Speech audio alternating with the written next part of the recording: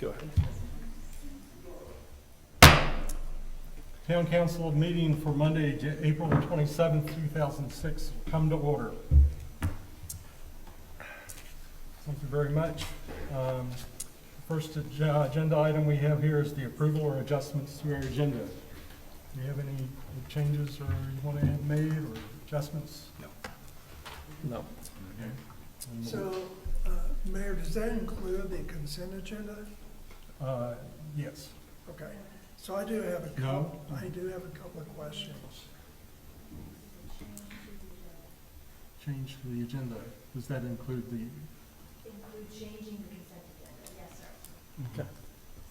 Okay, I have one question concerning the MSD board appointment. Do we have confirmation that Mr. Darth has resigned from his seat? As much as we can get at this point. Is that a yes or no? It's a yes. Okay, He wrote a letter of resignation? I have a text that he sent me. Oh. So, okay. Yeah, the only reason I bring it up, the board actually requires him to notify them that he's stepping down. I think we covered that with the text that he sent me about he wasn't going to be able to come to the town council or to town hall anymore. So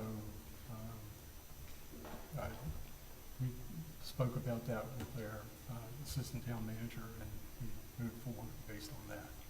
Okay, But I think his question is, did he write a letter to the sewer board I to don't know decide? the answer to that, So so we'll check on it and find out. I think that needs to happen before we move forward. It might be a little difficult considering his situation at this point in time. So, yeah, I guess my only point is if we don't have confirmation, maybe we should delay until we can assure that the seat is empty. and if the council feel about that, so we'll lay that and move forward. I think we should wait. Okay? That's fine. So wait, okay, well, wait until we can get clarification. Okay. But we probably still need to have somebody attend. Yeah. And Mark? And you're gonna back him up, right? Yeah. Okay. So, you've been going to meetings anyway, right? Not the MSD ones yet. Okay. I've read the minutes and sort of well versed in Yeah, the you're board. up to speed pretty much. Has anybody from the staff attended the MSD meetings? No. No. No. Okay. Is there an issue with just appointing Mark and then getting the resignation letter later, given his health concerns? I think it'd be cleaner to wait Okay, and do it all next. all right, very good. All right, we'll do that. Okay, anything else for the agenda? Good. All good. All good? Okay. We have a couple of public hearings this evening. Approve We the need to approve the adjustment. minutes. Oh, yeah. Have a move to approve. Was there a motion made? I'll make a motion to approve as amended. Okay. Second? Okay, all in favor? Aye. Aye. Motion passed. Thank you. Okay, so the first, got all of this stuff we have to read here. Town Council has one or more public hearings on its agenda tonight, and the rules that Town Council has adopted for public comments will apply. Copies are available on the website in the meeting room. Public hearings are topic-specific. Comments on the topics were allowed to be submitted in writing in advance of the meeting, and others will be received during the hearing. Normal rules of decorum apply to all comments, and duplicate comments are discouraged. Actions and behavior can be questioned, but personal attacks will not be tolerated. This is a time for Town Council to listen, and Town Council and staff may not necessarily offer any response during this time. Each public hearing is generally limited to 20 minutes. Comments during the hearing are generally limited to 3 minutes. The town manager keeps time.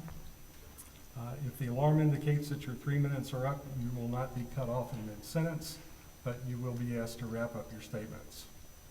You must be recognized before giving your comment, and you must come to the podium to speak so we can all hear you.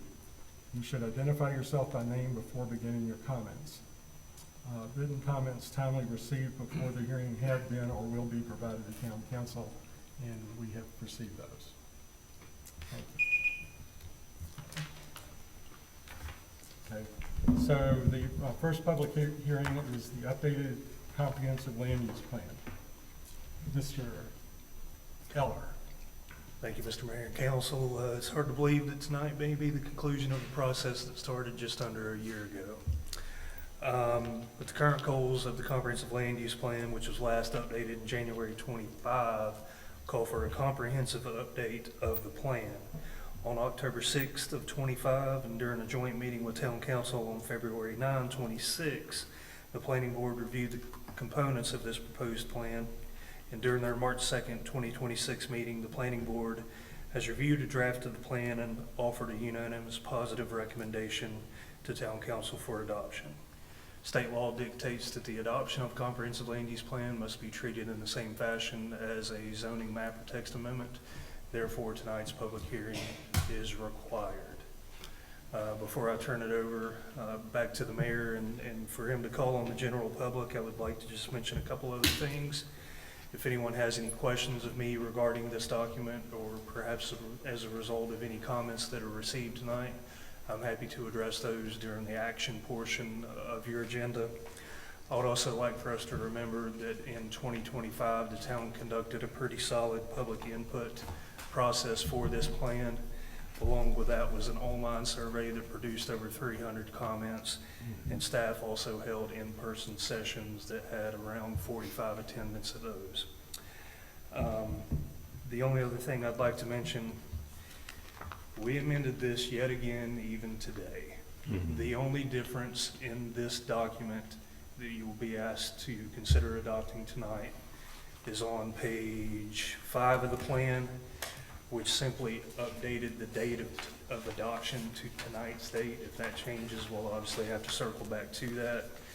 And then also when this went out to the public for review, the most recent growth area resolution had not been adopted yet. Town Council did that in your previous meeting.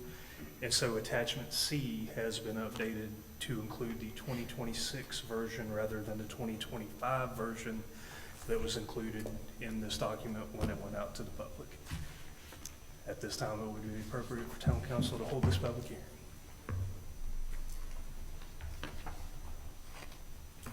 I don't have anything.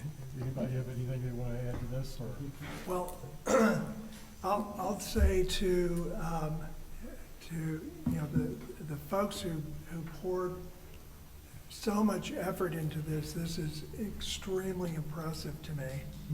The only thing is, I'm gonna have to go back to the eye doctor to see these incredibly rich images, and I promise it's not my age. But if you can somehow expand these incredible maps, where we can at least see what the legend is, I think it would be very useful. Yeah, I supplied James with a set of maps to do what I thought would improve some of the figures, and offered that if any map needed to be revised or updated, that I could do that. So, my services are available if anybody, and as a town council rep,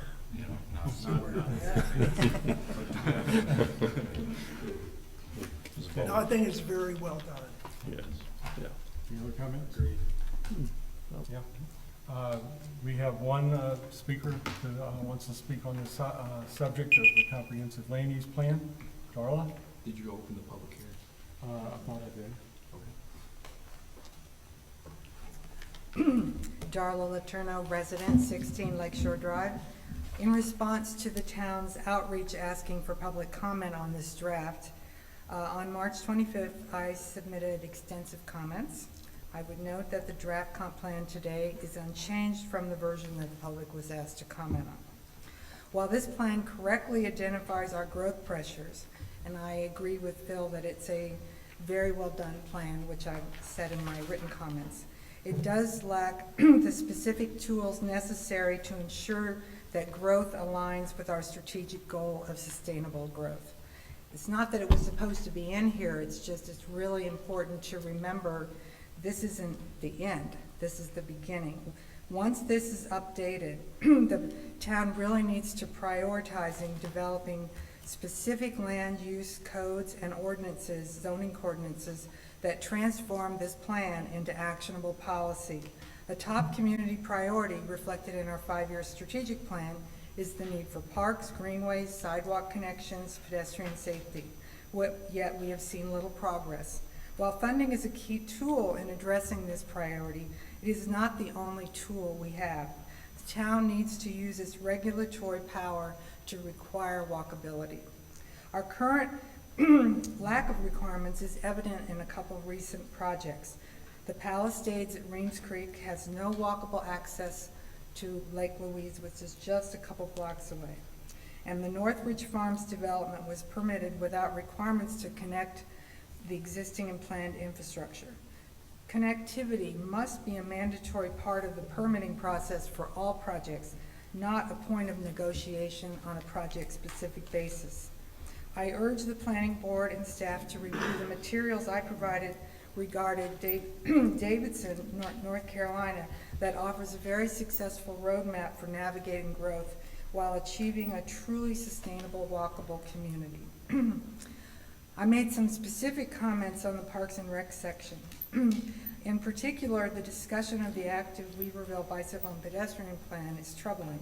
It suggests, and it could be just misinterpreting, but what it says is that since most of the sidewalk projects on the plan's priority list involve NCDOT roads, the committee's efforts should be redirected to more general recreation matters, i.e., there's nothing we can do, so let's do something else. That doesn't make sense to me. Almost all the roads in town, with the exception of a few neighborhood streets, are NCDOT roads. So we must find ways to work with them to meet the local needs for safe connectivity for walkers and cyclists. It becomes even more critical that we have a connected network as our roads become busier with growth. Thank you. Thank you very much. There are no other speakers, so we'll close this public hearing at this time. We're going to open the public hearing for code amendments. So, Marler, you're up again. Sorry. Okay. Darla Letourneau, resident 16 Lakeshore Drive. I'm speaking in strong support of the amendment to the town's zoning regulations to add crypto mining and data centers to the list of noxious uses that could be harmful to health and the environment if not properly regulated. Currently, the regulation list of noxious uses includes such things as power plants, water and sewage plants, landfills or recycling facilities, outdoor firing ranges, junkyards, etc. Clearly, these two new types of uses, crypto mining and data centers, belong in this list of things we don't want to see in our community due to power and water consumption as well as noise generation. Data centers are energy guzzlers that consume 10 to 50 times more power than the typical commercial building. Massive energy demands often force utilities to invest in expensive power upgrades or grid upgrades, and those costs are often passed on to residential ratepayers through higher electric bills. While the projects involve large capital investments, they often create very few permanent jobs once construction is completed. Residents near existing data centers report a constant 24/7 droning hum from the cooling fans that disrupts sleep and impacts health. Weaverville is on a path of accelerating growth, especially with the new Advent Hospital set to open in the next year or two. The town's 5-year strategic plan adopted last year is focused on growing in a way that is sustainable, enhances the quality of life of the residents, and preserves community character. With at least a dozen long-time light industrial manufacturing plants in Weaverville, we could become a target for data center industry. as some of these factories are closing. For example, in December 2025, the largest manufacturing plant in town, Thermo Fisher, announced that it was closing in early 2027.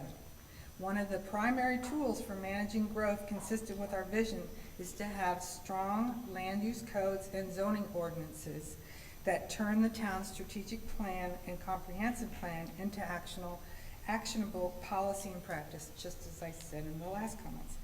This proposed code amendment is a good example of how our codes can be used to ensure that the community's strategic goals are achieved. Thank you.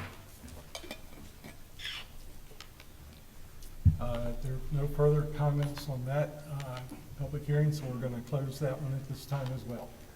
I would like to say that I'll answer any questions that anyone may have during the action portion of the agenda, but I would like to state for the purposes of this public hearing, it has been duly advertised and you have received a recommendation from the planning board. Thank you.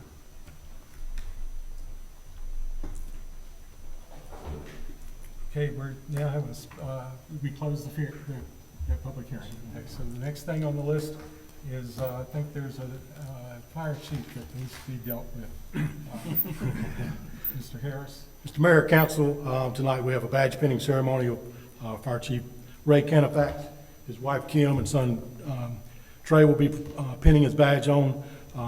Chief Canifax is joining us. He retired out of the city of Huntington, West Virginia Fire Department as their deputy chief, working up through the ranks for a little over 20 years there. And prior to coming down here was still an adjunct instructor with West Virginia University's Fire Service for a little over 20 years. So we're glad to have Chief Canifax on board tonight and his family down here. We've had an opportunity to work with them on several occasions, and his family's been back and forth in town to support him, so it's good that they can be here tonight. So Chief, Kim, Trey.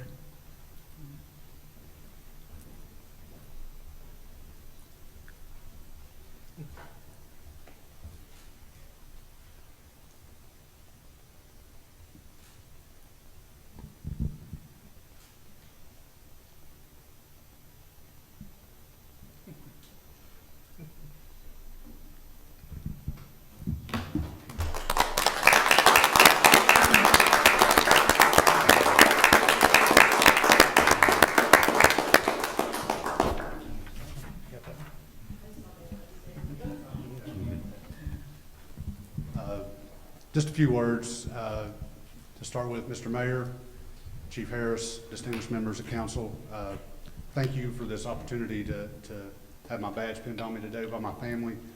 It is truly an honor to be here. To Chief Harris and the town leadership team, to say that I'm humbled with the way you all have welcomed me and treated me like one of your own from day one would be an understatement. It's been great, and for that I thank you. They have really taken me under their wing, so to speak, and kind of shown me the way. To the members of the department that are present tonight and others that weren't able to make it today, you know, every day when I put this badge on and I put this patch on, it reminds me of why I'm here, and the reason I'm here is for you guys. My job is to protect them, keep them safe, get them the things that they need, and make sure that they're able to go home at the end of their shift safely. You know, it also reminds me that my job is to listen first, hear their needs, hear what they want, understand that, and then work to try to fulfill every one of those to the best of my ability. To the citizens, we're here for you. Our job is to protect you, and that we will do. To be a part of this community, to do the best we can to serve all of your needs is our goal at all times. And then to my family, they've supported me through this crazy ride that's brought me here, and I thank them very much. Thank you all. I appreciate it, and I'm honored to be here.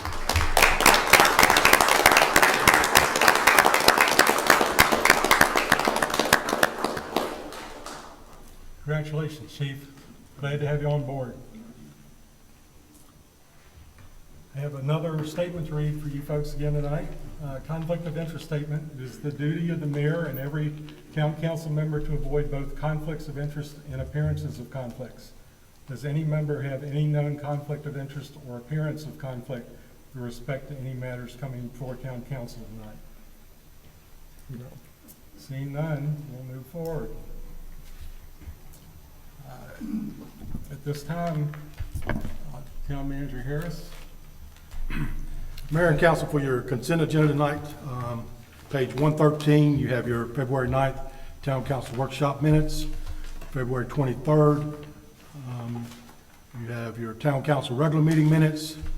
Page 120, March 9th, Town Council Workshop meeting minutes. On page 122, your March 23rd, Town Council regular meeting minutes. On page 129, you have a monthly tax report. 99.42% of the town's property taxes have been collected as of the end of March. This totals $4,823,851.63. At the end of March, there was $28,363 left to collect on the 2025 property taxes. Moving on to page 135, we have a budget amendment for the town has received $36,666 in April for reimbursement of our SRO duties, the school resource officer, that Weaverville Police Department provide in fiscal year 25-26. Moving along to page 137, board appointments. Council moved the MSD appointment to a later date. So tonight we had the tree board vacancies. For Paula Griffith, reappoint as a regular member of the tree board to serve a new 3-year term ending in May of 29. Andrew Shelton, reappointment as a regular member of the tree board to serve a new 3-year term ending in May of 29. Caleb Hudson, appointment as a regular member of the tree board to serve a new 3-year term ending in May of 29. Eleanor Lazetsky, appointment as an alternate member of the tree board to serve an unexpired term ending in May of 27. On page 139 is the annual presentation of the manager's delegated policies. Some policies are under review for possible revisions, and new policies are being considered, including guidelines for the use of AI appropriate for local government and the establishment of incentive pay program as allowed in the personnel policy.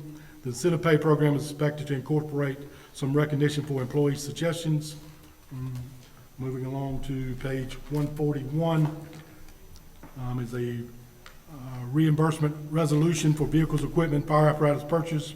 The fire engine with a delivery expected in November 26 for $1,092,804.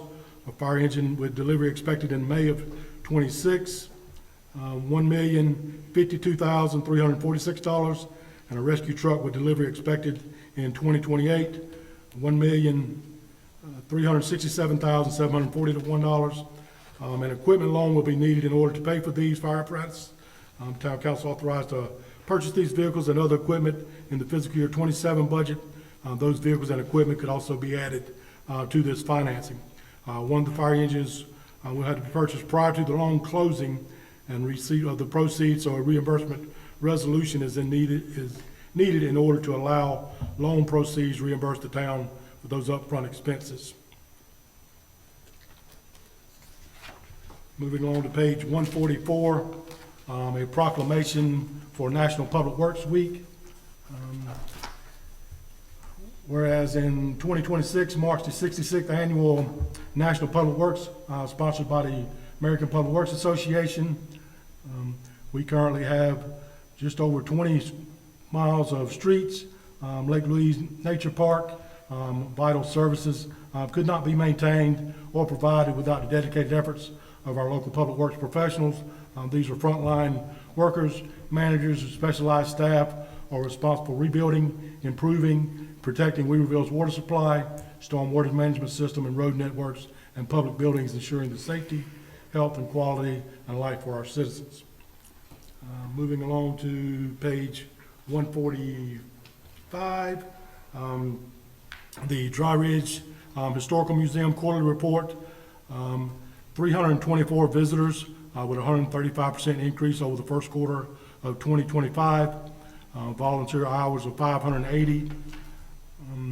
They had kindergarten staff in Weaverville primary attend with 84 students and 16 adults.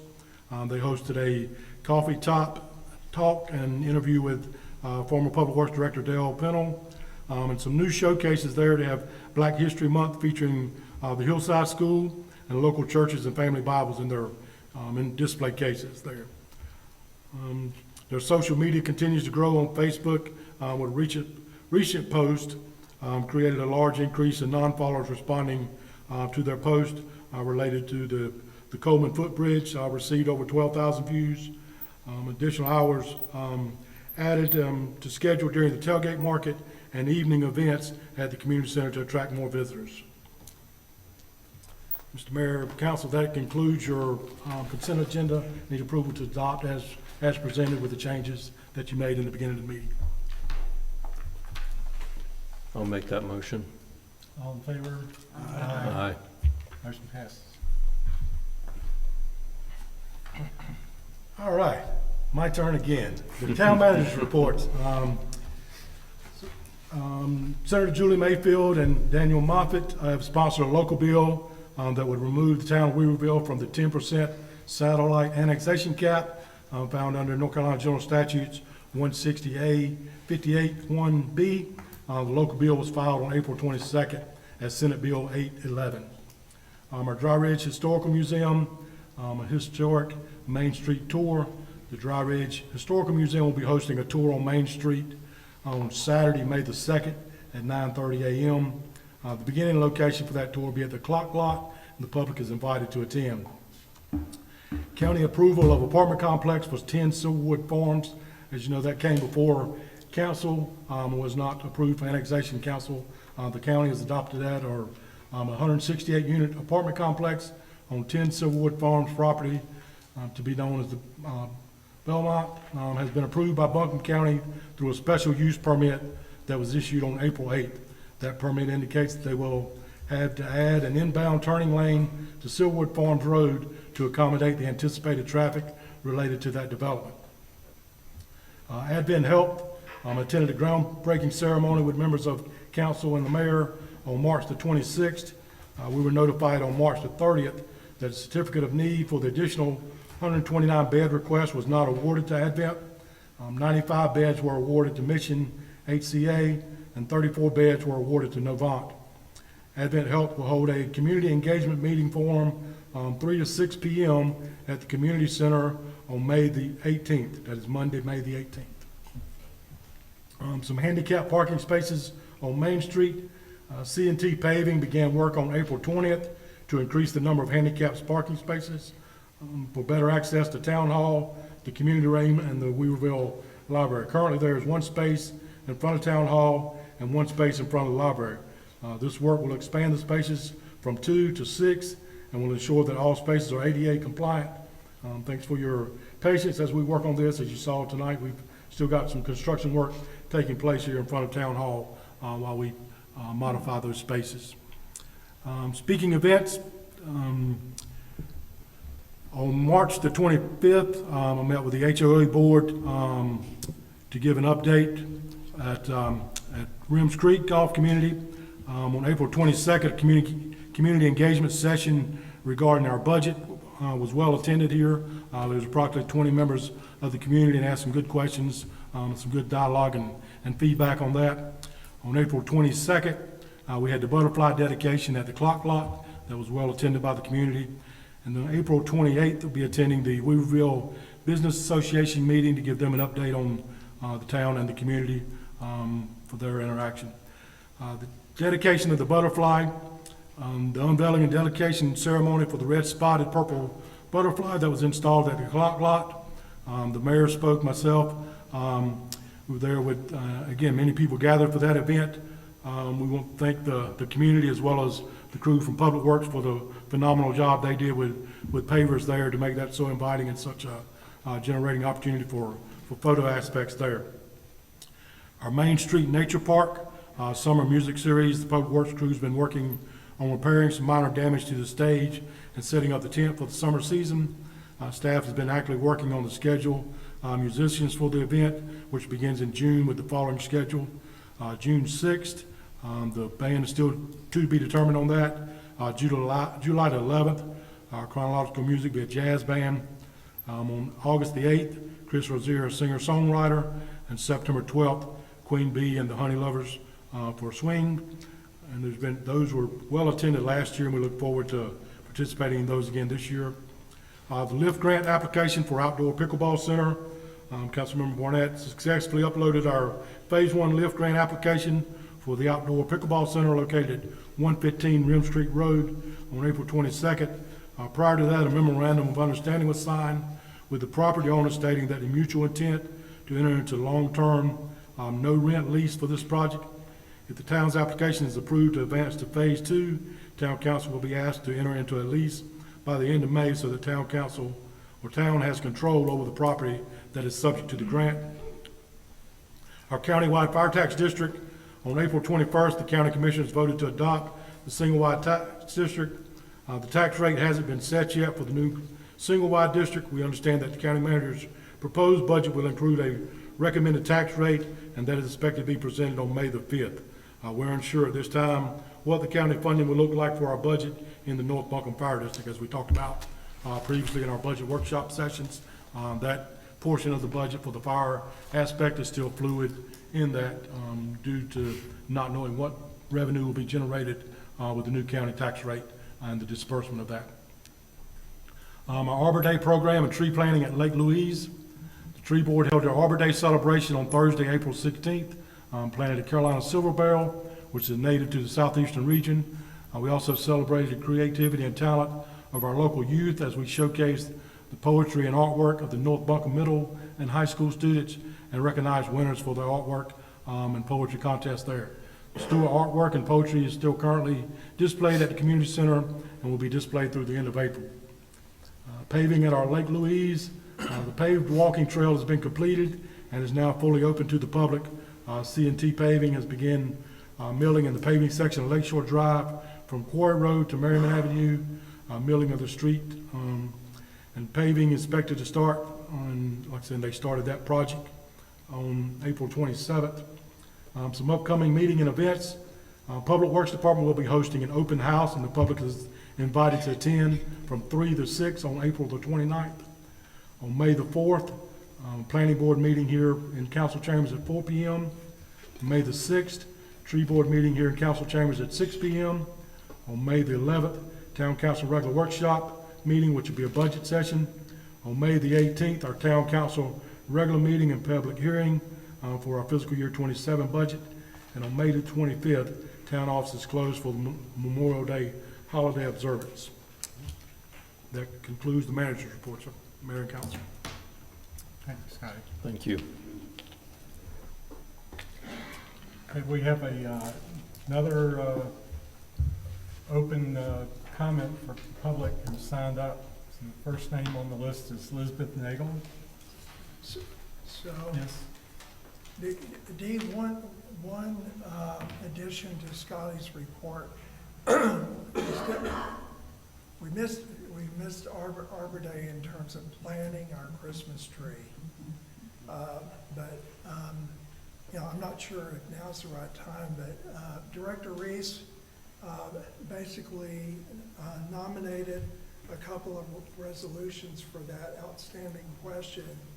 And, you know, I would make a motion for council to authorize Director Reese to go ahead and pursue the plan that she proposed, and that is working with Reams Creek Nursery to acquire a donation, you know, to the town to go to Lake Louise Park, and also to give the funds to Public Works to buy an artificial tree for Main Street to plug into our candlelight stroll event.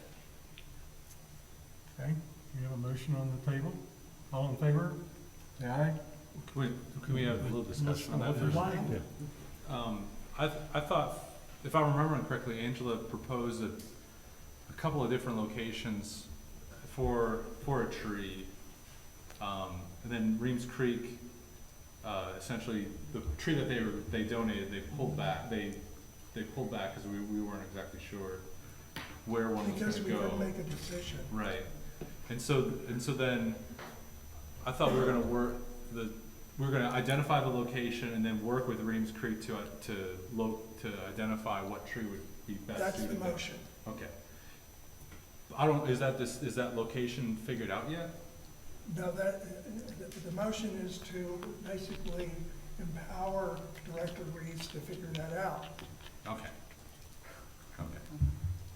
But the purchase of the artificial tree, we have no budget for. Basically, Director Reeves would tell us what she needs Okay. at some point.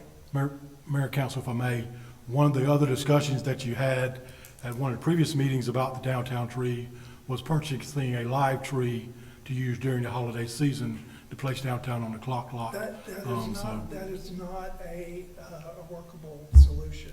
One concern that I have in doing a live tree like that that's cut is wind, turning it over, you know, it'd have to be secured. Who's gonna water it to keep it watered? You know, a live tree that's been cut out in the hot sun may not Yeah. survive very well, so I do have concerns about a cut tree being placed in that It'll lot. be, Scotty, it'll be fried calamari in 5 days. Can we break out the two? The one of the donation tree and then the Christmas tree. Can we break those into two separate motions, please? Okay? Yeah. Do you want to restate the motion? Sure, I guess the first motion would be to authorize Angela to coordinate with Reems Creek Nursery on the tree donation and the planting location, and to come back to us with final decision. Yeah. Yeah. And then the second one is regarding the Christmas tree, whether it's a artificial tree or a cut tree for display at the clock lot. So maybe we need to put that one in the next year's budget, because that would come in the 26-27 budget, so maybe we need to put that in the budget. Yes, I mean, we can add that to the, because it would fall in that new budget cycle, right? No, John, that sounds good. Okay, I think we can only have one motion open at a time. So Yes. the motion on the table is to allow Director Reese to pursue looking for a tree and location for the tree Is that from Reeves Creek. functionally what you said? Okay. yes. All in favor of having Angela Reese do the research necessary to make the tree happen? Say aye. Aye. Motion carries. Yes. Could I make a suggestion that if you would allow me maybe a week to try to get you some pricing before you make a decision whether or not to budget a artificial tree, that could be a significant cost to the town, and it would be more informative to you as a council to make a better decision. If you would allow me maybe a week, we can have to try to get you some pricing. I think if we put that in the budget for next year, I think there's plenty of time. Yeah, that sounds So let's great. Thank pull you. the second motion. Yes. Contemplate it and not vote on that. Because that goes to my point earlier when I said, well, we don't have a budget. We were presented with multiple options of very different numbers.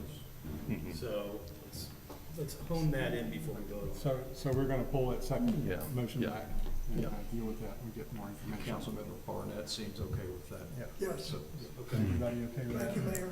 Yep, yep, thank you. Okay. So I have to get back on track here. Yeah, so town council appreciates the opportunity to hear from its residents, and a part of each of its regular meetings is reserved for that purpose. The rules that town council has adopted for public comments will apply. Copies are available on the website and in the meeting room. General public comments may be submitted during the meeting or in writing in advance on any meeting topic or any other item of interest.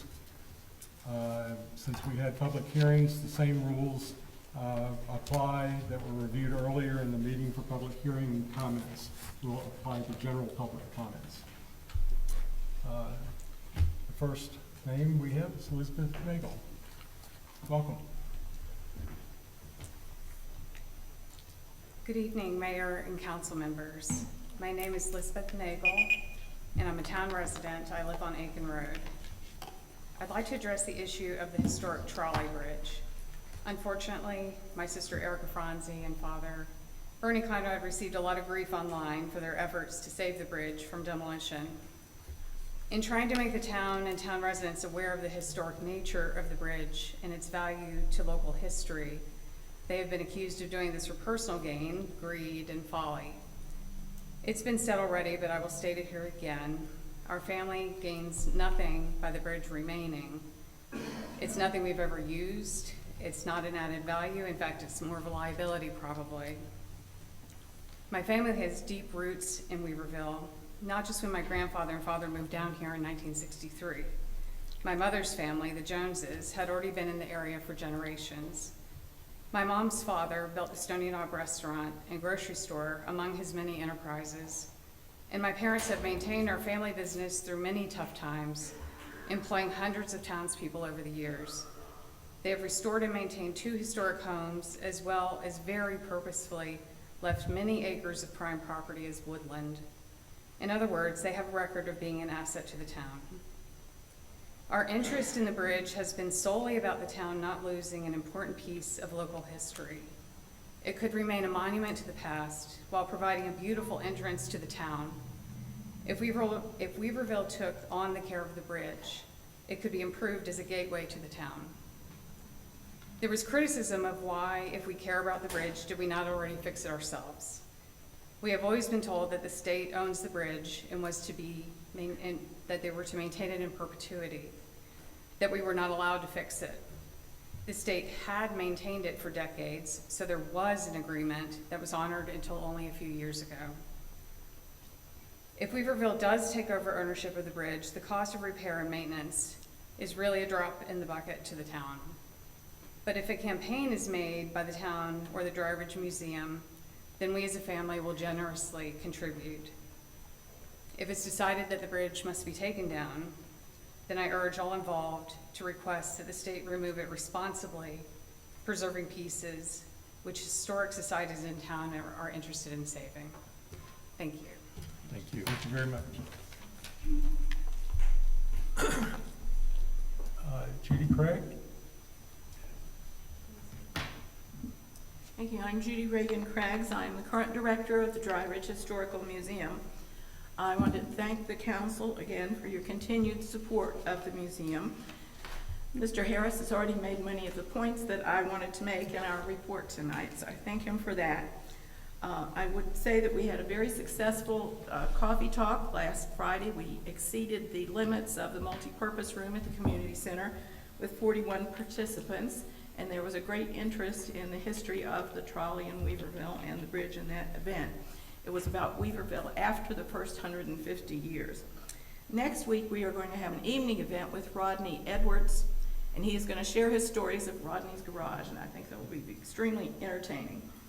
As mentioned, the historic Main Street tour will take place this Saturday morning, and we are also planning other upcoming events this summer to commemorate and help in commemorating the 250th anniversary of the Declaration of Independence.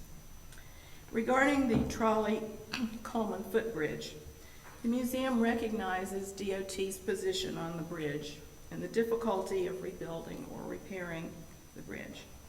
We do desire to support and commemorate the historical significance of the trolley in Weaverville's development. It really put Weaverville on the map. It was an important link with Asheville and that the trolley provided to Weaverville and to the college. The trolley is also important in the land in recognizing our local author, Sarah Coleman, who was an important author in her own right and was also married to the author William Sidney Porter O'Henry. But we would support commemorating the bridge in some fashion. Thank you. Thank you very much. I'm having a little trouble with the writing of this name, so I believe this is Louise Root. Yes.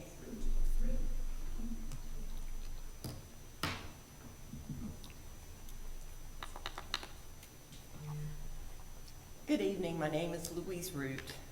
I'm a resident, I live at 27 Valley Drive. And I just want to extend a special invitation to you all on behalf of the museum to come see the newest exhibit in the community center, which is about the history of A.B. Emblem, from lace making way back when to sending patches into space recently. So, you know, I don't know if you all really ever think about the exhibits in the museum, and to the extent you do, maybe you think the town staff brainstorms, and then they have field trips to pack and look in the archives. No, the museum does the exhibits, and when I say the museum, I'm taking credit for things I should not take credit for, because I mean board members Patty Savage and Linda Sprague. And they do a great job with all of them. This is stepping a little outside of what we normally do, because normally the exhibits are from our archives, because what you see in the museum is really just a little bit of what we have. But this time, I think Patty and Linda really exceeded themselves, and it's a great exhibit, and I hope you can all stop by and see it. We're planning to have it up through the 4th, and it may go past that, but at least through the 4th, because of the connection between A.B. Emblem and the armed services and the wonderful 250th anniversary patches that they made. But at any rate, so I hope you all get a chance to stop by and see those as well as the other exhibits in the museum. Thank you. Thank you very much. Chuck Parton. My concerns are diminished, I've asked. Okay. That's the end of the general public comment. So we have some discussion items to be talked about. Start at the top of the list, and the Coleman pedestrian bridge is the top of the list. Mr. Mayor, Council, tonight you've got for a discussion action item involving the NCDOT pedestrian bridge. Was scheduled for removal due to identified hazards associated with the bridge and its current conditions. Legal spending taxpayer dollars over the bridge is not open for public transportation use. At your March 23rd meeting, Councilmember Nagel and the Conrad family request to have the pedestrian bridge crossover Marion between the properties located on both sides of Marion not be removed. So we had a meeting with DOT representatives, the Conrad family and town staff, and several citizens representing the WEDAC on March the 31st. During that meeting, the only option that DOT identified to save the bridge was a full transfer of ownership and repair, maintenance, and liability to the town of Weaverville. I met with DOT engineer, District Engineer Chris Dayton on the matter, and there's attached email in your packet dated April 2nd on some possible cost charges and estimates on that for the repair of the bridge. And those range from $37,682 and could exceed $100,000. So with some discussion with the town attorney and myself, both recommended the council not accept the transfer of the bridge for financial and legal liability reasons. I have a meeting scheduled with DOT tomorrow to hear what action town council has taken on this matter. So the decision on this matter tonight, and we will follow back up with them tomorrow to give them the pleasure of the council on how they would like to proceed regarding this matter. So now for discussion. So responsive to Manager Harris, the town of Weaverville does not have a substantial inventory of historical assets. And the idea that, this bridge and its history tells a story about our town, I think is really significant. I'm not sure that we can win the argument with NCDOT. In fact, Mr. Thornton, who's in the audience, actually surfaced a 1900 deed to the easement for the rail that went through there.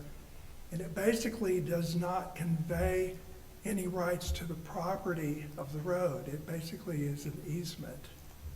In fact, Elizabeth transcribed that today. It's all handwritten. It's an amazing document. But I think my advice to council would basically be, WEDAC, which is meeting tomorrow, can certainly entertain this $37,000 price tag to refurbish the bridge.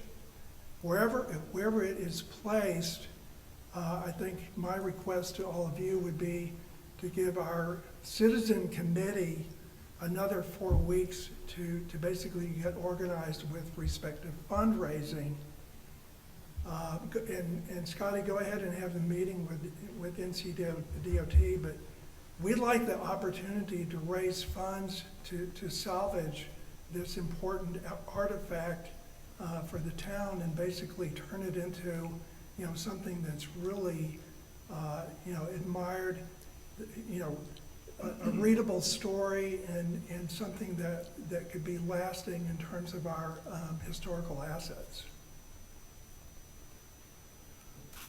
It's my understanding 4 from weeks. the. I need 4 weeks. Right. My understanding from the DOT meeting we had last week, they were, or not last week, but on the 23rd, when we had that meeting, they were wanting to do something then. We did get them to push it out to tonight's council meeting. So I know what they want to do, but that entire passage was completely choked with trees and debris after the storm. They had a chance to take it down then, and they didn't. So I don't think asking for another month to determine how we can salvage this historical artifact for the town is that much to ask. I'll be glad to ask them, but what they were asking for council's decision on tonight is how council wanted to proceed. If council wanted to take ownership of the bridge, or if they wanted DOT to maintain ownership of the bridge. No, I would recommend that DOT basically give those pieces to us to either reassemble or find another place, where tourists and visitors can actually learn about the history of the town. If it's completely destroyed and sent to the landfill, nobody will know the story. So point of clarification, not necessarily salvaging it in place, but salvaging it and having it dropped off on town property to be addressed in the future. Again, talking about all of this, these safety airbags to put around the thing, it's been there for 100 years. And now we're talking about airbags around the base of the bridge. I can make up all kinds of safety stories myself. It doesn't seem reasonable. I think the mention of the safety things is for if and when the bridge would be repaired or updated, in that it might be required to bring it up to current standards.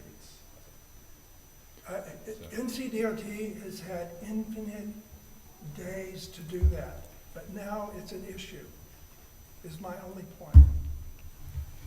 I just have one, So- I'm sorry, go No. ahead.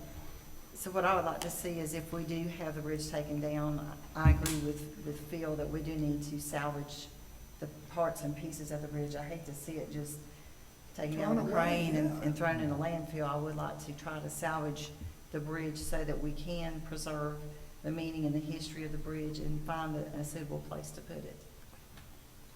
That sort of comes to my point. I don't know what cost the DOT has budgeted to take it down, or how they budgeted to take it down, but you're gonna take care of it, it stands to reason it's probably at least a little bit more. But it sounds like from Mr. Barnett's comments it's sort of twofold. So I think the question to this board is, does the board want to accept ownership of this? And the DOT has mentioned how that needs to happen. There needs to be a plan, and he has to have some kind of time frame to have it done and accomplished in a safe manner. But my other point is that your proposal seems to be an entirely separate proposal, which might be a nonprofit raising money to take possession of it and store it somewhere in perpetuity itself. Correct. Or some other, but that's two different things for this board to consider, I think. And Michael, let's roll the tape back. We had a 175-year-old forged iron mill wheel sitting in the mud in Reems Creek that the flood destroyed. We were given, as a town, $30,000 by FEMA to repair it. And, I don't know what Public Works spent in addition to that, but it was probably more.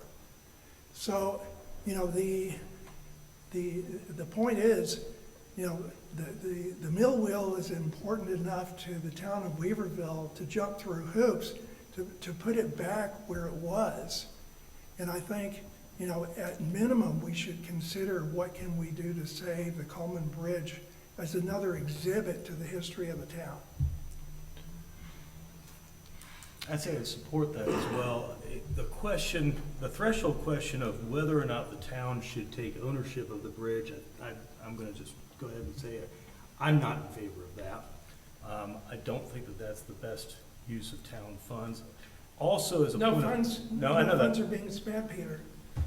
But also, as a point of clarification, WEDAC is not the town, just for folks to know that. So if that money is raised by WEDAC to create this exhibit, the citizens should understand that that is not taxpayer money. Okay? So that's fine. So I am in support of having, if DOT is going to take it down, and I do not support the town taking ownership of it, mainly for liability issues, frankly. In situ. Yes, right, in place. Yeah. If they're gonna take it down, and if they can possibly place it somewhere without damage, it's just, I don't know how they're gonna do it. I don't know what that's gonna look like, but if it's possible, let's go ahead and see if that's possible. But just so everybody is very clear, if WEDAC or the Dry Ridge Museum comes up with the necessary funding to create this exhibit, that is not taxpayer money. And so, by all means, yes. Okay. So bolt onto that, Director Reese is storing 4 pallets of mill wheel pieces. She loves that. And I promised her within 12 months, we'll get it out of her hair. But again, these are historical repurposing opportunities that we have that I'm encouraging us not to just throw away. Sure. So is the motion to save the parts and pieces for historic value on town property and for 12 months until a nonprofit can come up with the monies to have a plan to do something with it? Yes, tomorrow is the 30-member citizen Waverville Economic Development meeting. I will challenge them to say the sand is in the hourglass. You've got this much time to raise this much money to get this, and working with the town to create, a really wonderful exhibit with a story about this, and that way we don't just let DOT take it to the landfill. So maybe the question for Manager Harris is to ask DOT if they can dismantle it or in a way that it could be delivered to the town and not destroyed. Again, I think their concern is going to be the ownership of it itself. If they're required to remove it, even if it's in pieces, then who accepts ownership and responsibility of it? Even the pieces left over, because it's not even determined that I'm aware of if there's lead paint on or anything else. So with the town accepting that, then there's another aspect that you've got to consider for removing of that lead paint, if they were to be lead paint or anything on that as a safety consideration in that aspect.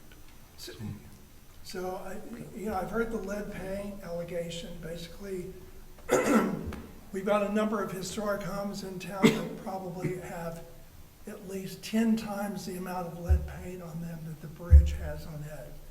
So, I realize there are regulations around, handling leaded paint, but, I don't see a hazard with those pieces. And Mr. Barnett, my role as the manager is to advise council and take direction from council. So the Yep. direction that council tells us to do, I'll relay that information to DOT, but I also have a due responsibility to inform you of some of the risk and make sure that you understand of the liability and risk that you're willing to accept. So like I said, I'll be glad to take direction as y'all move forward on which way you want us to go in that. But it's the same, the reason I bring that up is it's the same way when we do a live burn for the fire department. If somebody donates a house to us to burn for training, then we have to have an asbestos abatement done on that house, and we're responsible for moving the asbestos prior to burning it. So that's my reason for just making sure you're aware that if there are any lead paint samples on that, then the town will be responsible for moving any of that lead paint and handling that aspect of it. I realize that everything's moving pretty fast here, wanting to move pretty fast here. Is there any way we could get any kind of greater clarity on accepting the bridge for town ownership if it does have sort of, some of these contamination issues? I know there's creosote on the wood, and then there's potential lead paint too, and what that means for the town if we want to do something with that in a public setting. It might end up being prohibitive to actually utilize some of these pieces in a public setting if they do present a health and safety risk.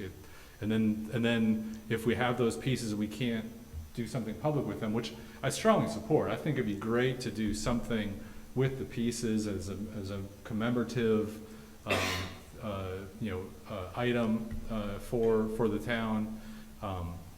But I don't want us to get into a situation to where we then have to pay exorbitant money to sort of safely dispose of these pieces if that's their only option too.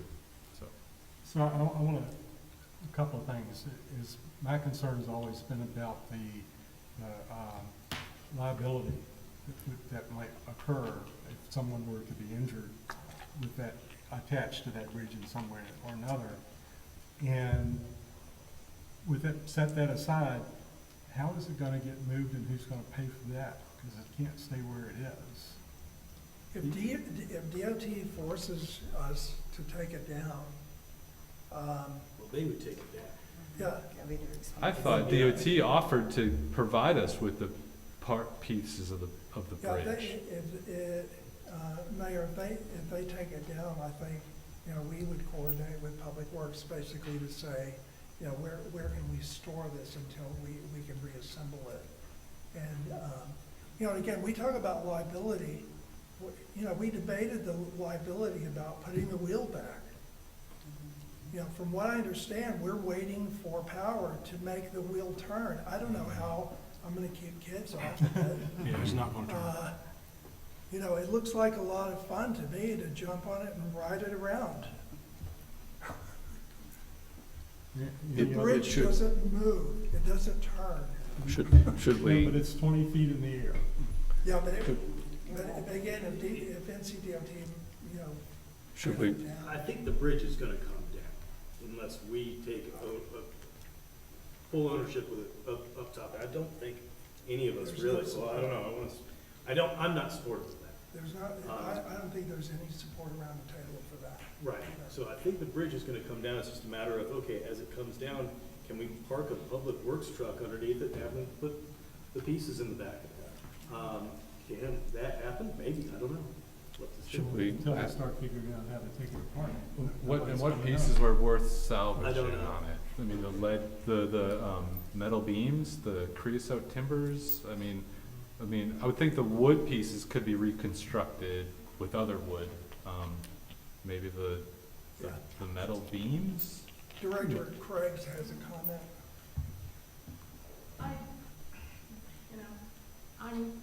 I have a love for the bridge. I'm in favor of the bridge, but I would like to say that no piece of that bridge is original. It's been reconstructed over the years. The last time was during a rainstorm in 1970 when it collapsed, I think. And it was totally so there actually is probably no piece of the bridge that's original. Okay. What about a highway marker or a road marker? Chuck? May I address council? Sure.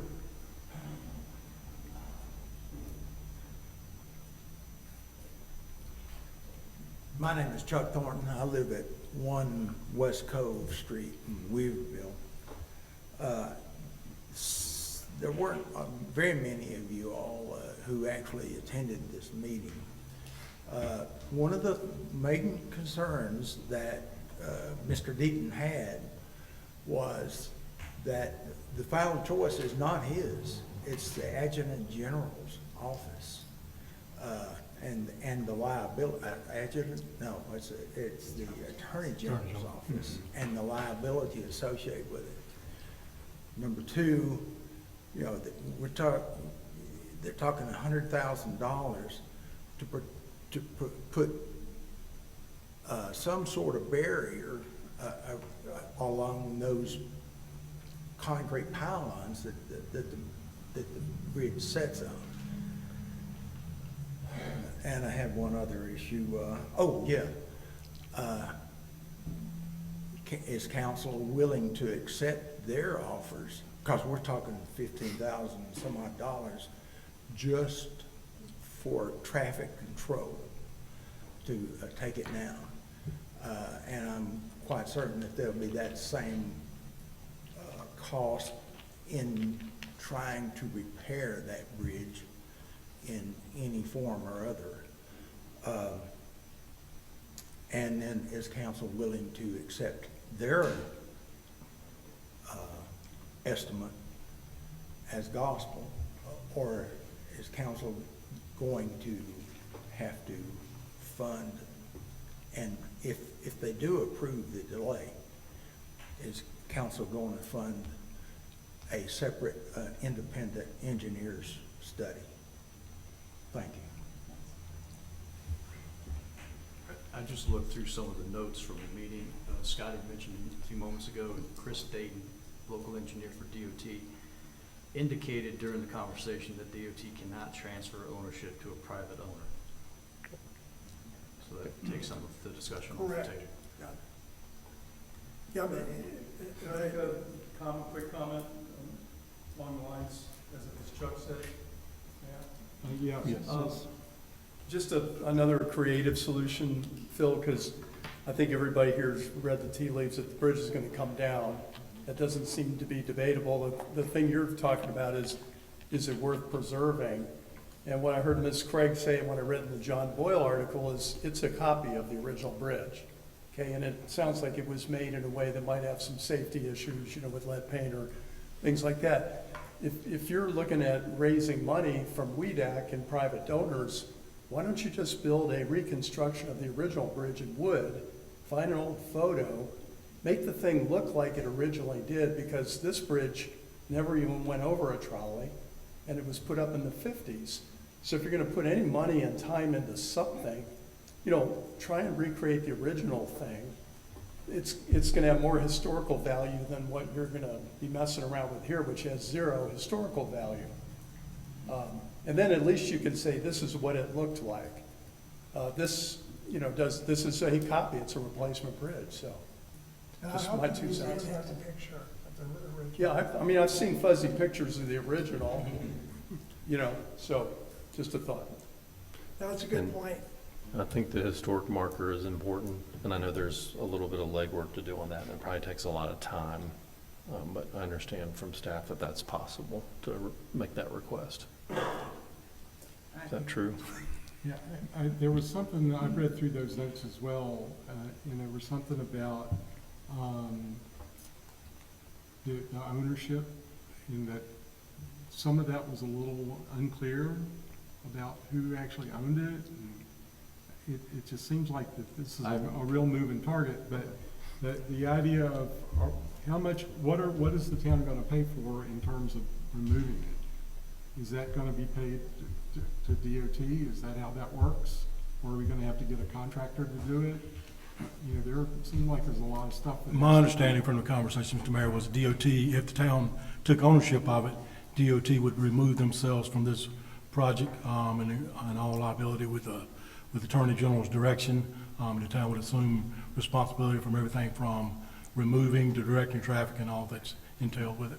It was pretty clear from the notes that I saw that they wanted no liability at all. they wanted a resolution, they requested a resolution from the town to DOT indicating how the town intends to move forward, what plan it's gonna have for either rehabilitating or removing it.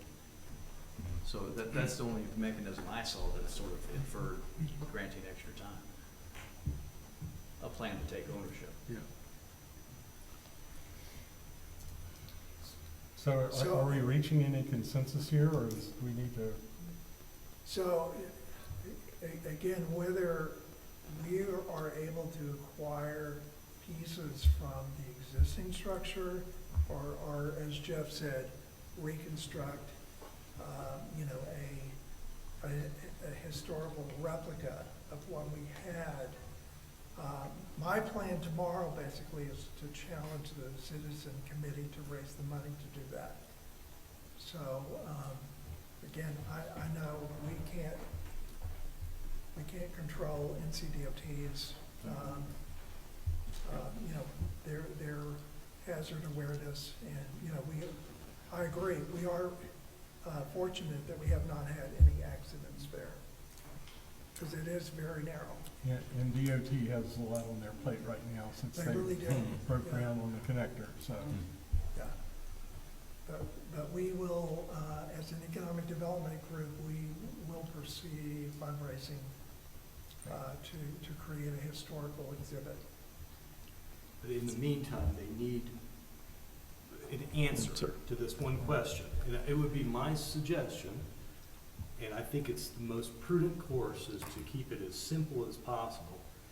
And they are asking direction from this council of whether or not we are willing to take ownership of this bridge, and I would tell them no. That would be my motion. My motion to this council right now would be, I move that we respond to the DOT's request on whether or not we are willing to take ownership of the bridge, and that answer is no. I'll make that second. Okay, we have a motion on the table. All those in favor say aye. Aye. Opposed? Motion passes. Thank you. Well, I think it would be interesting to actually, if you're gonna make a facsimile, that you make a facsimile and let people know that's what it is. And it kind of removes all of this other stuff from the process, so I think it's a good idea. Anyway. Thank you. Mr. Andrews, you have the floor for the watershed property and emergency access and fuel loading. Yeah, great. Discussion. Thank you very much. Thank you. Myself, Assistant Town Manager Jennifer Jackson, Public Works, and others have been investigating ways to remedy the damage that was done by Hurricane Helene on our watershed property.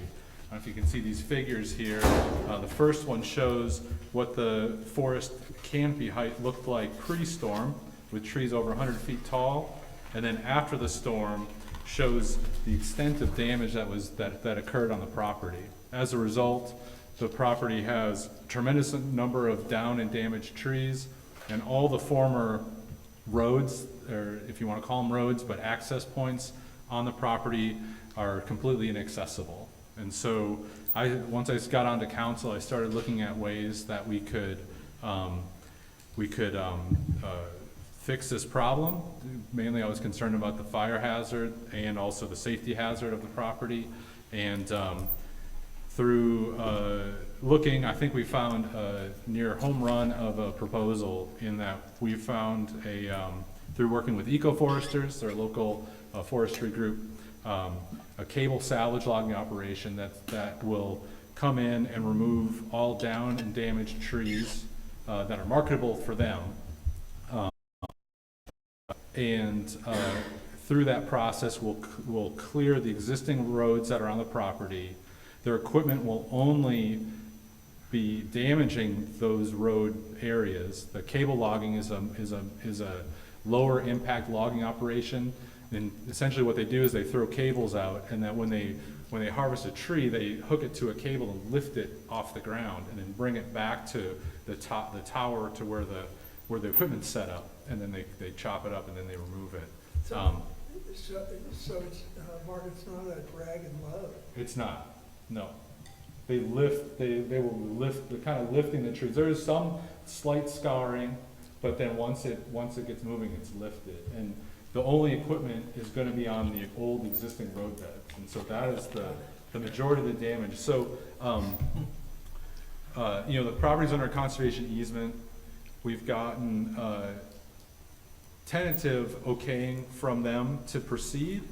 Initially, they were very hesitant with the operations. They came out last week on a site visit with the State Forest Service, the North Carolina Forestry Extension Office, myself and our crew, and essentially everybody, especially the Forest Service, was strongly recommending removing as much fuel load as possible from the property, because they said right now if a fire breaks out, even if they put in a fire break line, the fire would burn so intense that it would likely jump that line, and so there's no guarantee of safety. So the proposal that I bring to you is to authorize the salvage logging crew to do a salvage logging operation on the property. The proposal should be cost neutral in that what the salvage logging operation harvests should pay for the whole thing. There might be some expense to Public Works. We did talk about Public Works coming in and prepping some of the area ahead of time just to reduce the cost a little bit. That's mainly clearing an area and putting some gravel down as a loading area right off of Elk Mountain Highway, but then the rest should be cost neutral to us.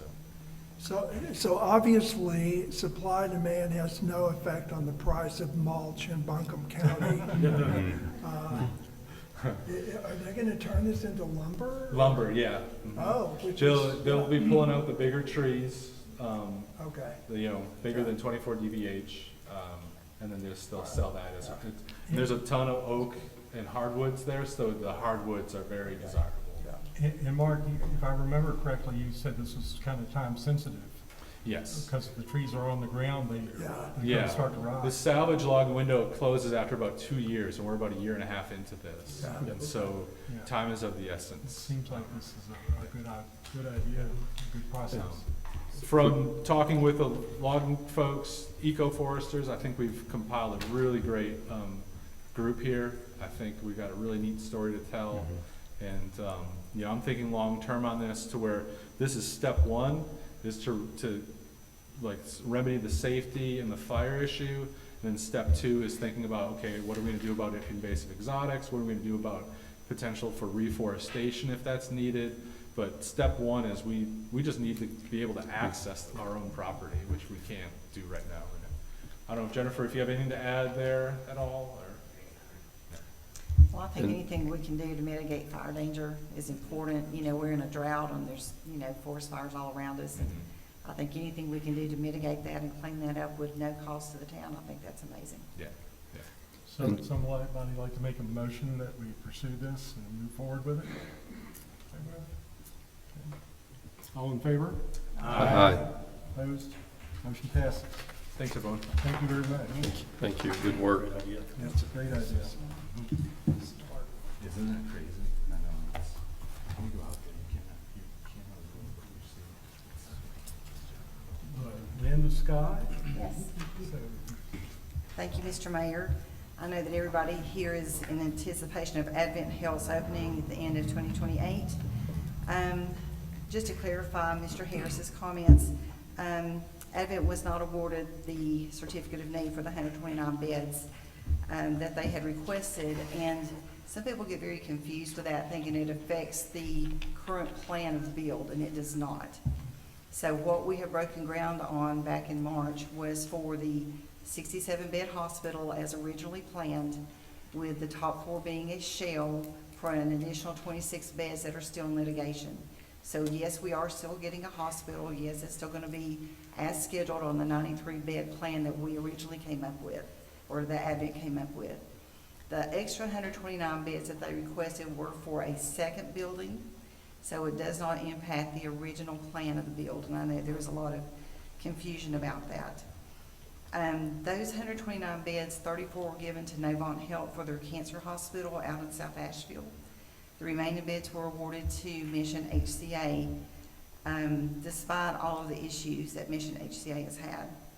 The justification that the Department of Health and Human Services gave was because of Mission's existing specialized and high-level complex care abilities. They are our regional stroke center, our regional cardiac center, our regional trauma center, our regional NICU. So all of those things are very important to all of us. But unfortunately, that hospital, as we all know, has had now 4 immediate jeopardy citations and 2 EMTALA violations since this hospital was purchased by HCA back in 2019. And if you go back and look at all of the citations that Mission has had, there has never been another citation with CMS, with EMTALA, or with immediate jeopardy since Mission was a hospital way back in the early 1900s. So it was a great hospital until it was sold. The immediate jeopardy designation is a very rare but severe designation by the Centers for Medicare and Medicaid Services. I'll refer to them as CMS. That indicates that a hospital's noncompliance poses an immediate threat to patient safety. This severe sanction indicates that a hospital's noncompliance with national patient safety goals and other initiatives such as adequate staffing ratios, patient identification, safe telemetry monitoring has placed patient health and safety at risk. While such findings are rare, our only tertiary hospital is Mission Hospital HCA. The latest immediate jeopardy was in February of this year, 2026, and right before then was October 25. There were only 13 hospitals that received immediate jeopardy warnings, only 2% of the CMS citations in 2024. Once the immediate jeopardy finding once they find immediate jeopardy, the hospital has 23 days to correct the deficiencies. But these deficiencies that Mission HCA has are recurrent. It's the same type of things over and over and over. A plan of correction is then submitted to CMS for review, and if the plan is accepted, then immediate jeopardy is lifted. But because these issues are recurrent, there is now an independent consultant that is evaluating the leadership, policies for blood transfusions, and patient safety with a deadline to achieve substantial compliance by July 29th. And if that does not occur by then, Mission HCA does face potential termination of their Medicare and Medicaid funding. This plan has an oversight that includes a revaluation of the capacity and the competency of the hospital leaderships and the staff. I will tell you that the staff that are there are doing the very best they can with the staffing ratios that they have. The issue comes when you don't have enough staffing. 1/3 of the staffing ratio at Mission Hospital today, 1/3 of those folks are travelers. So many of their current staff members have left Mission HCA. Usually when there's a CMS survey that comes to the hospital, there's 5 or 6 surveyors that show up. I've been involved in these my entire career. But in this last survey, every surveyor from CMS came to do the survey. There were over 30 surveyors who came. And why am I talking about this here at Town Council? What does that have to do with Weaverville?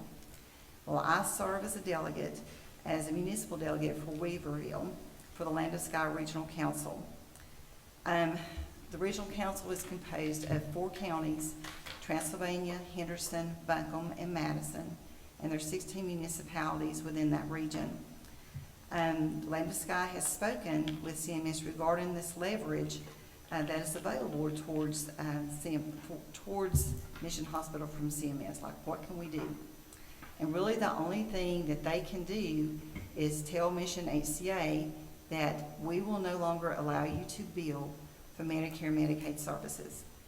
And if that happens, the insurance companies follow suit, which means Mission Hospital can't get any reimbursement for the care that they deliver, which means they would have to shut down. I don't know, those of you that have lived in this area for a long time may remember when the same type of thing happened down at Haywood Regional, and they did shut their hospital down except for the emergency room. That was all that was left open. However, Mission HCA can't close, y'all. We can't not have this hospital. Where are we gonna go when we have a major stroke, when we have a major trauma, when we need an immediate open heart surgery? There is nowhere else west of Charlotte to do this. So it's essential that we work together as a community, as Landisky Regional Council, as you, as me, that we work together to try to help this hospital survive and make improvements. I've been working with Senator Julie Mayfield on some legislation and also a referendum, or I guess it's a resolution here to try to encourage Sam Hazen, who is the corporate CEO of Olive HCA, not Greg Lowe at Mission, but the corporate CEO of HCA, to come to Asheville to have a conversation with the regional stakeholders. And Landisky Regional Council brought this to the council from the executive committee and has asked that the counties and the municipalities do this resolution to try to have our say-so in trying to get him to come and have a conversation with us. But this is a crisis of choice. We are in a healthcare crisis here because HCA chooses profit over quality care, to the point that they racked up $1.6 billion first quarter profits of 2026, and those profits outweigh the safety of the patients. Just last week, I know that Mayor Lawrence and Town Council has fully supported Advent Health's appeal for this decision made by Department of Health and Human Services on the 95 beds that were awarded to Mission HCA.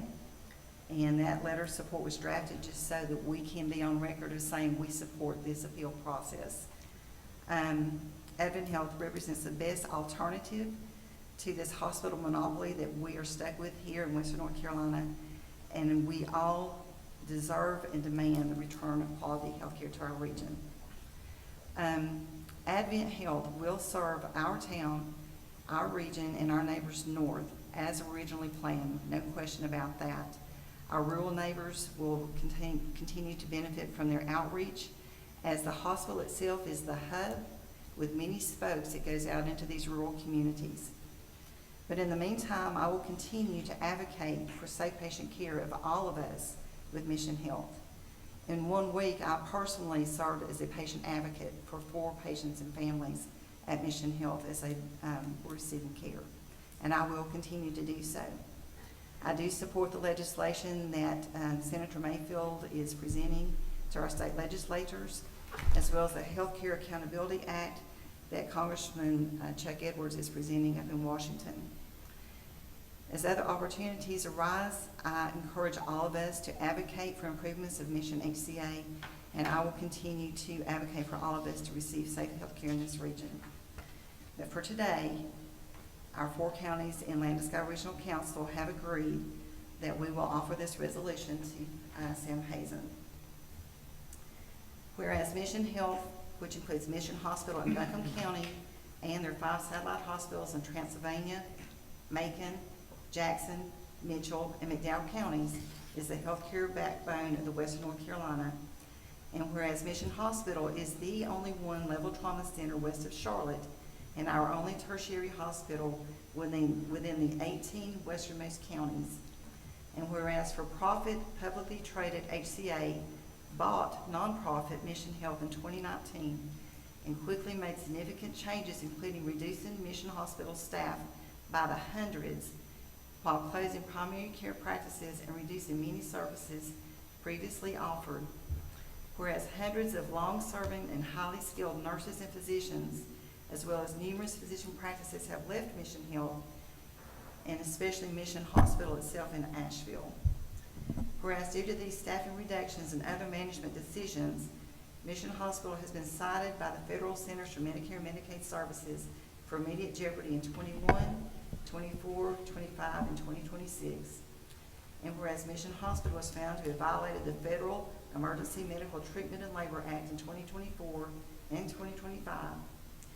And whereas other hospitals in the Mission Health system have also experienced regulatory censure, including Mission McDowell Hospital and Blue Ridge Hospital in Spruce Pine, being cited for immediate jeopardy as well in 2021 and 2023 respectively. Whereas HCA has failed to provide sufficient resources and support for its staff, has failed to act on recommendations from nurses, and has created a culture in which doctors, nurses, and staff are hesitant to raise quality of care concerns with management. Whereas Sam Hazen, CEO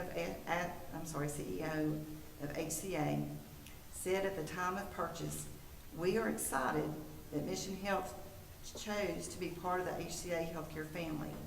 We look forward to investing in Western North Carolina and ensuring Mission Health's 133-year tradition of caring continues for years to come.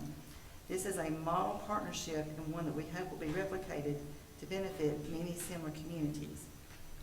And whereas due to HCA's management, Mission Health's tradition of caring has been severely impaired, whereas HCA leaders, including Mission CEO Greg Lowe, have not met with community members at public forums or meaningfully engaged in community stakeholders to discuss conditions at Mission Hospital. Whereas HCA and Mission Hospital are not transparent or accountable to our community. Now, therefore, the Weaverville Town Council calls on Mr. Sam Hazen, as the leader of HCA, to come to Western North Carolina and meet with elected officials, healthcare advocates, and other community leaders to be accountable for HCA's decision at Mission Health, and engage in collaborative and transparent dialogue to develop a plan for long-term permanent improvements at Mission Hospital and throughout the Mission Health system. Very nice, thank you. Very well done, thank you. Any comment, any discussion on that? Having spent some time at Mission Hospital in the recent weeks, I certainly agree that they're not living up to the standards that they used to have. So when you are wakened in the middle of the night and the staff is having a party in the hallway, it's not a good sign. So, Mr. Mayor, do we have a motion to adopt this resolution? I'll make that motion. All in favor? Aye. Motion carries. Thank you very much.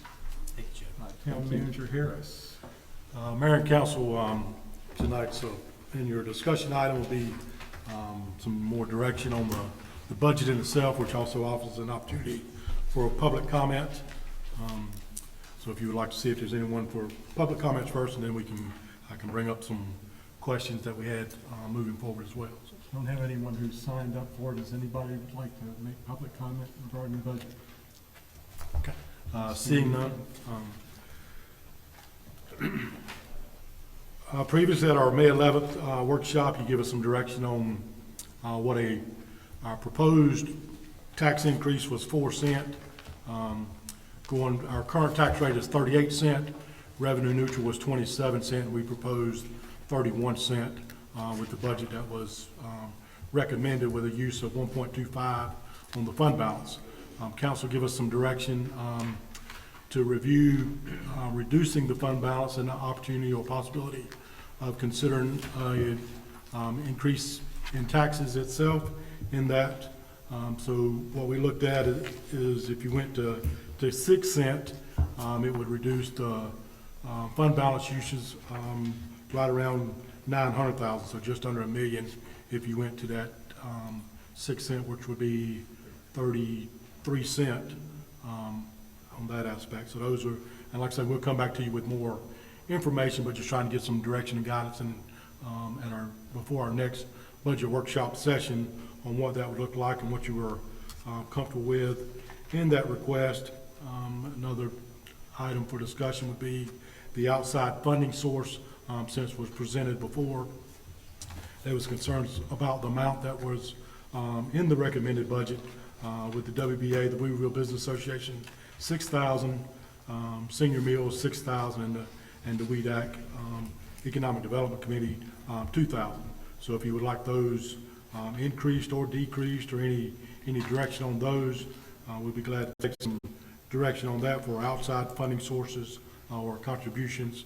And then, as we talked about staffing and the hiring of staff, and as Councilmember Young just pointed out, with the HCA stuff, some things are contributed to staffing in itself. So as what was presented, if you felt that you were going to be comfortable with the staffing that was recommended in the budget, which was one HR position, a half year on finance, then a half year on a maintenance tech, one water treatment plant operator, and 2 police officers. If you felt that those were going to stay in there, but obviously if you need some more time to discuss and see the totality of the budget, we're fine with that as well. But if you felt that those positions were going to remain in there, then if you would provide some guidance on being able to go ahead and post those for the recruitment process so that they could start as early after the budget year as possible, if you felt comfortable with any of those positions, or if there's positions that you think that we need to add that weren't brought up, or if those positions, any of those that you would like to see removed from that. Just looking for some guidance so we know what to come back to you with at the next budget workshop session. And again, we'll take any, and also I've made a note to add in the budget for the Christmas tree itself. So I've already made that note, so I'll be, any direction that you have for us to come back at our next budget workshop session, if council has anything, we'll be glad to take that so we can bring you back what you need. Mr. Harris, Yes, I ma'am. would like to advocate for the meal site continuing to get the amount that we've been giving them. Okay. This is a way that we can support our senior citizens here. Some of those people that might be their only meal for that day. And I want to make sure that does stay in this budget, and that we can support the meal site as we have for several years there. One concern that I have for the Weaverville Business Association, I support them, I do, and I think they do a lot of great work. I am concerned about the amount of funds that they incur on the town when we have multiple projects that we do, and I believe the numbers that I saw were around $85,000 that we provide in services to them when they have Music on Main and Art in Autumn and all these other events that they have. And I just don't see how we could support a continuing of those funds when there is no max cap on that. And so I would like to recommend that we have a maximum cap of service line item that we provide to them of $50,000. And if the costs that are incurred are greater than $50,000, that will be billed back to WBA. On that, as far as the cost services go, I mean, we do have an adopted fee schedule where patrol officers, vehicles, anything from fire service to law enforcement to different things there is something in our adopted fee schedule with an hourly rate and the minimum number of hours of officer services. Same way that, whether it's Walmart needing extra staffing on a holiday, there's a fee schedule that is charged for police officers' time to basically you're dedicated to that service. So there is a fee schedule in place that if we were to have to invoice for our labor force, then that is already in place.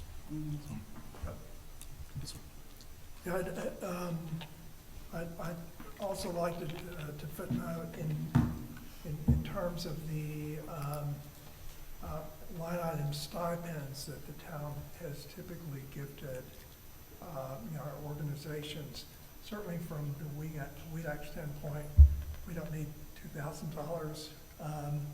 The other point I was going to make is our Weaverville Foundation is very close to launching its first fundraising tranche, and we're sort of in the business of promoting to groups around town that there's donor money available, and we need to organize to go after those things.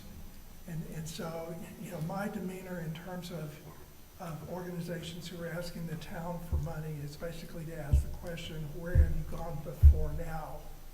So, you know, I'm encouraging, and our group is encouraging other organizations to look for donor money outside of the town coffers first.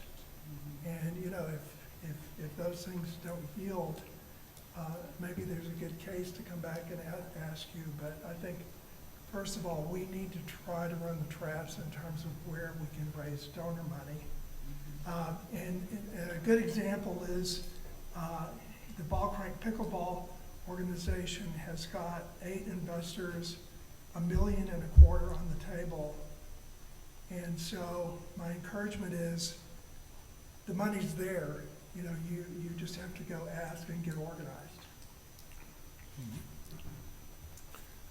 And then another thing that I would like to say about money given to these other organizations, we have staff that have stuck through us through COVID, through Helene, and really saved all of us, especially with the fire department and public works and police department too. I mean, they have all stepped up and protected us and kept us viable through all of these pandemics and storms and everything else. And I would much rather see those monies put towards retention bonuses for the staff that has stuck it out with us and take care of our own, because we have not recognized their efforts near what we should have done. And so I'm in a very high favor of giving retention bonuses to the staff that stuck it out for us. I certainly would agree with that as well, Jennifer. And what I'm going to say on the WBA's request should not be taken as support or non-support. Correct. But I want to make sure that the one thing is just sort of articulated. I had a great conversation with Theon about this. And here's how he explained it to me, which kind of came through a little bit, changed the tenor of it a bit. He said that their administrative assistant right now is part-time. And because it's part-time and there's no benefits and there's low salary, it's not a very attractive job. And when that person excels in that job, they're quickly poached away and go to work somewhere else where they can make more money and have more hours. So the request from, according to FIOM, was, we want to make this full-time job so that people will actually stay and we can retain them. So that's where the etiology of this request actually is. It's interesting to note about that. And I'll just say, you know, the WBA does do a tremendous amount of work for the businesses here, you know, as an incubator. I mean, you know, so again, I'm not supporting or non-supportive of this request right now. I'm still kind of on the fence on this one. But at the same time, I think everybody just needs to know there's this whole part-time, full-time. That's the background of this. Right, and they do a great job. I'm not at all knocking the job that they do. They do a great job for the town and a great job for the businesses of the town. But I do think that we can't assume a salary of an employee that does not work for the town. True that. Yeah. And because we have no oversight, and, you know, if we say, okay, let's give this group $60,000 for an administrator's salary, well, then everybody's gonna come, oh, well, let's pay for our salaries too. But we have responsibility to our own employees and our own staff to take care of them, and instead of taking the responsibility of a salary of somebody who doesn't work for the town. That's my concern. Not that I disregard their need, I appreciate that. I appreciate what they do, but I would love to see them do some creative things, like maybe charge a fee for a beer bracelet at one of the events so that they could raise some money. You know, we're gonna sell you this beer bracelet for $10, $20. They help raise some money for their own needs there. Right. So. And Peter, further to your comment, I've introduced Theon basically to Leanne Briggs, who works for Clark Duncan in the Buncombe County Chamber of Commerce, and they're already exploring you know, new concepts for fundraising. They're actually going to put a gadget on the website where if you want to give WBA money, it's possible now. So, it becomes one click and some numbers. I agree with having an employee that doesn't report to the town. Yep. I've offered some alternative things, because what they're describing is really they're a booking agent. And booking agents tend to work on commissions, which is some percentage of the fee that they generate.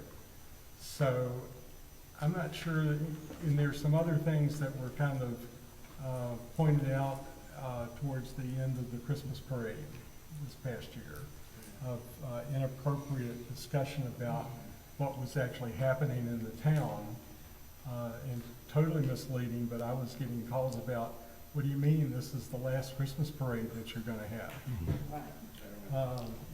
Not a good picture there. So I think, if we're gonna have somebody that you're paying for, that there need to be some standards that we have some control over. Would it work at all? I know this was kind of discussed, but then not really, probably doesn't work, but like an embedded employee to where town employee, but they essentially, they're tasked to do this role in the WBA, so kind of like a hybrid position. I did mention that to WBA, and they want full control of that position. Yeah. So, Well, maybe, maybe that should be explored a little bit more. Maybe they could come around to that at some level, but. Especially that type of number. Yeah. If it was $3,000, maybe it wouldn't be so bad. Regarding the cap on town services supplied, has it been a strain on the town in years past? it's cost $85,000. I know the cost is there, but that's outside of what's budgeted? Well, it requires our police officers to work overtime. It requires our public works to work overtime. Right. To come and set up barricades and But patrol.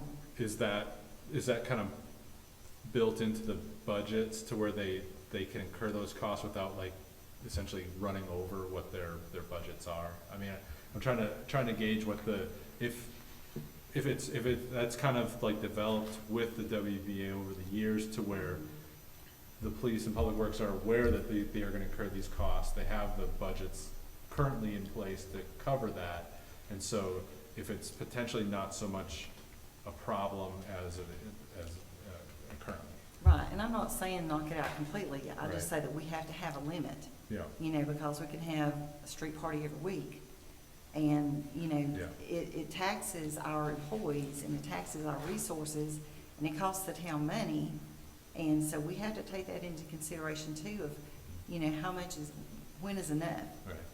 Town can say no to some of these, or are they committed? Some of them are the things that are being described are safety issues. Right. Yeah. Yeah. And traffic control. Yeah. And the number I heard, there were 100 and some are here. How many entry points were there to the parade route? 118, I believe. 115 or something? Mhm. So somebody has to be stationed at those places to keep control of stuff. Correct. And they have to be paid. And we have to make sure that our liquor laws are followed. Yeah. And that's another issue. Yeah. So, I mean, it's a multifactorial issue, and, there is a big responsibility on WBA to make sure that the rules are followed. I mean, the rules are clearly set out for them about, here's what we have to do, and those rules have to be followed, but we can't just keep having another event. We have to come to the point that we say, that's it. So to the police and public works, is it a strain currently, or, I mean, just trying to gauge the.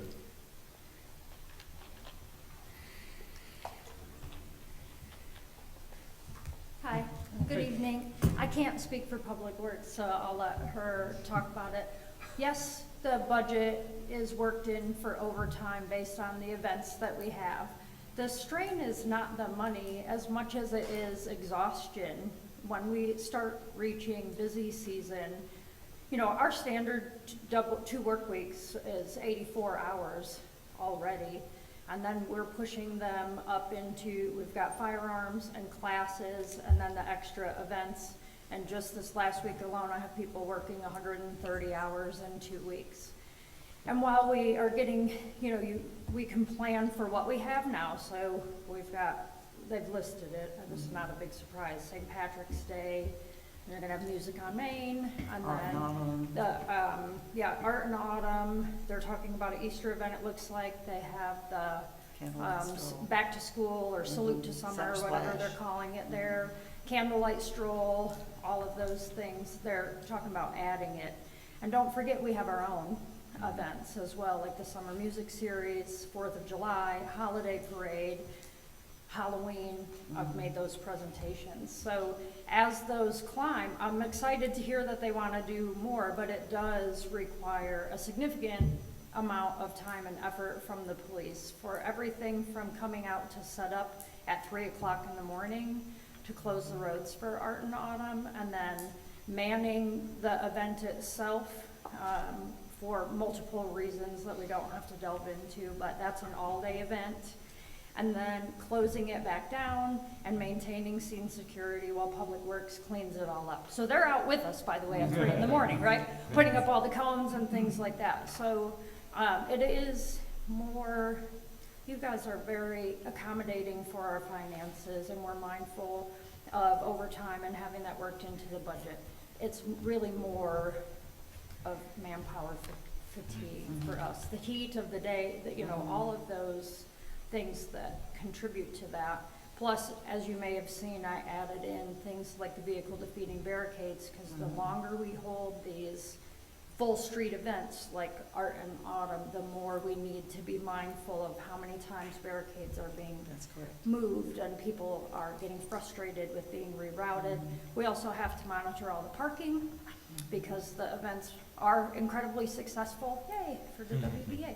But they bring all of that traffic in, and then people park, and then your neighbors call and are very upset that they've been blocked in or someone's on their grass. So we have to monitor not just the event, but all of the periphery and the way that it affects the traffic flow in town. Or we don't get things cleaned up in time to reopen the road, who's agreed with DOT. So that's Correct. another We've issue. had some issues with the road closure, the stage not moving on time, and that could cause a significant, depends on who you ask, but over $10,000 in fees if they don't move the stage on time.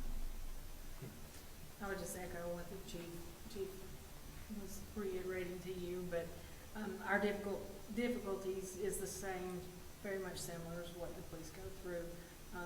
We battle our busiest times in the summertime, and so our staff is limited and it is fatigued, and we just, sometimes we will have to put projects off or delay mowing or something.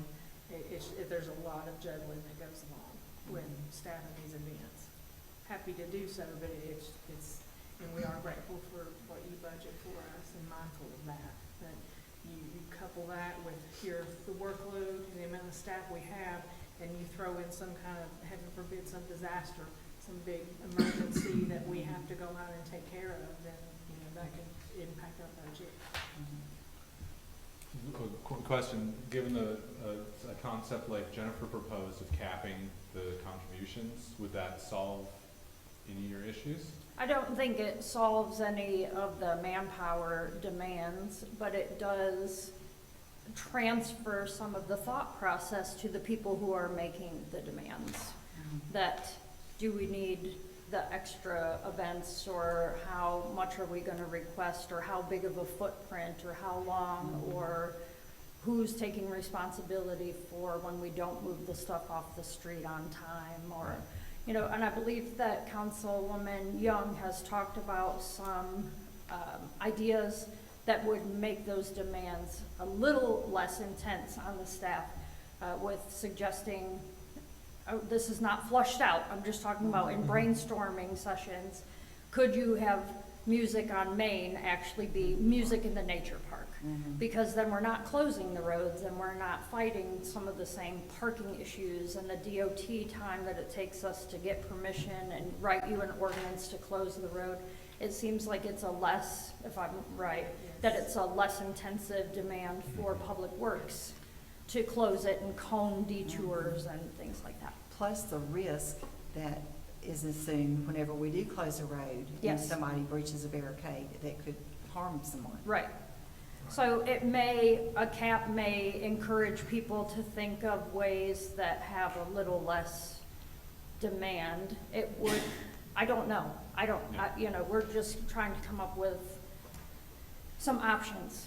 It could also be, I saw this in other places, that there are certain events that are co-sponsored by the town, like the Christmas parade or some other event. But then the additional events that they have is billed per man hour, and that was set out in the fee schedule that the manager mentioned. I saw that in places too. It would also maybe set a precedence for other groups who start coming to the table to ask for the same kinds of service. Thank you. Anything Yes, else? thank you. Thank you so much, appreciate it. Thank you. It's a good discussion. Mr. Eller here still? Yes. One thing real quick, Mr. Mayor, before you move on to the comprehensive land use. So on the positions, like I said, one was the half-year finance and the other, that maintenance tech was a half-year as well. So if you want those converted to full-year positions, let us know that as well. But again, only if you want any of those positions posted beforehand or what you're comfortable with on that, so we can make sure we have the adequate funding in the budget for you to review on that. I think it'd be great if we could go ahead and approve the positions so that you can go ahead and start the hiring process, advertising anyway, so that when the budget starts in July, you've got people there ready to go. Yeah, I support that as well. Okay, all right. Yes, yeah. Okay, so then the next thing on those two half-year positions, would you prefer those remain half-years, or would you prefer to have those for full year funded? Which positions are those? Right now, the half-year is a position in finance, working at the front window, and a half-year on the maintenance tech and public works, which will be stormwater. The preference would, if you have a preference on which one of those could do a full year, would be stormwater, and still leave the finance at the half-year. Like I said, it's, I don't know how you could do stormwater in a half year. Well, and well, it's just based on when we would fill that position. It's still, be so half your framing also affects recruiting, right? correct. Yeah. So only one position would be converted to full-time? No, I mean, they would still be, well, I mean, when I say the finance is part-time, but the other position in the maintenance is a full-time position, but when I'm talking about half-year, we wouldn't advertise it until December. So to where if you, because of the funding mechanism on it, so you don't have a full-year salary budget in there. The finance is a part-time position working up front. But the maintenance tech was funded right now currently in the budget for a half-year position, meaning that we wouldn't have the funding in there for a full-year salary, that funding would start January 1 instead of July 1. So if you are inclined to have that position be funded for an entire year, we can come back to you with those numbers as well, or go ahead and advertise it. Because again, in that position, needing in the stormwater, we were looking at ways of being able to balance the budget in there and still, have staff in those positions. Yeah, I think for the stormwater, yes. Yes. For finance. Well, yeah, finance is still, it's a part-time Yep. position anyway. I spoke on the half part of that, but the reason that's considered a half position is part-time. The other was a full-time position, but it was funded starting in January 1 versus. Okay. So, okay, so we will convert that. All right, thank you for the discussion. You good? Yep. James? Sorry for the wait. Not at all. So as you're aware, you had the public hearing on the comprehensive land use plan update earlier in tonight's meeting. If council so chooses, action is eligible at this time. If you would like, there is a resolution that would launch this plan in your packet of information. But before we get there, I want to pause and make sure that I'm available to answer any questions anyone may have at this time. I appreciate the work that you did with the data center and the crypto miner. I think that's important for our town. I thank you for that. We'll get to that again in just a moment. One question, Yes, sir. Have public comments been incorporated into the document that have come in? The ones that have come in most recently, to the degree that we could, we leaned pretty heavily on that public input session that I mentioned prior to the public hearing, simply because it takes quite a long time to develop and craft this language. I understand that. So if we adopt this, would any updates that are maybe still out there be able to be incorporated at all, or would this, adopting this essentially cut that off? Adopting this tonight would cut that off. If you wanted to adopt at a later date, should you choose to do that, you certainly can.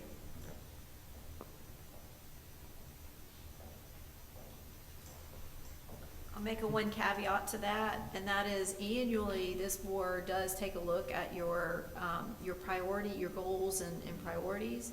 And so some of the comments that you've received could be incorporated into that, so that you're not redoing your whole 106-page document next time, but incorporating those comments in your work plan that you want staff to do in that manner.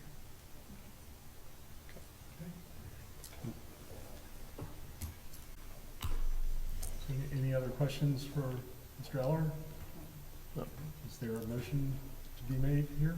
I'll make a move to adopt the updated comprehensive land use plan for the town of Weaverville.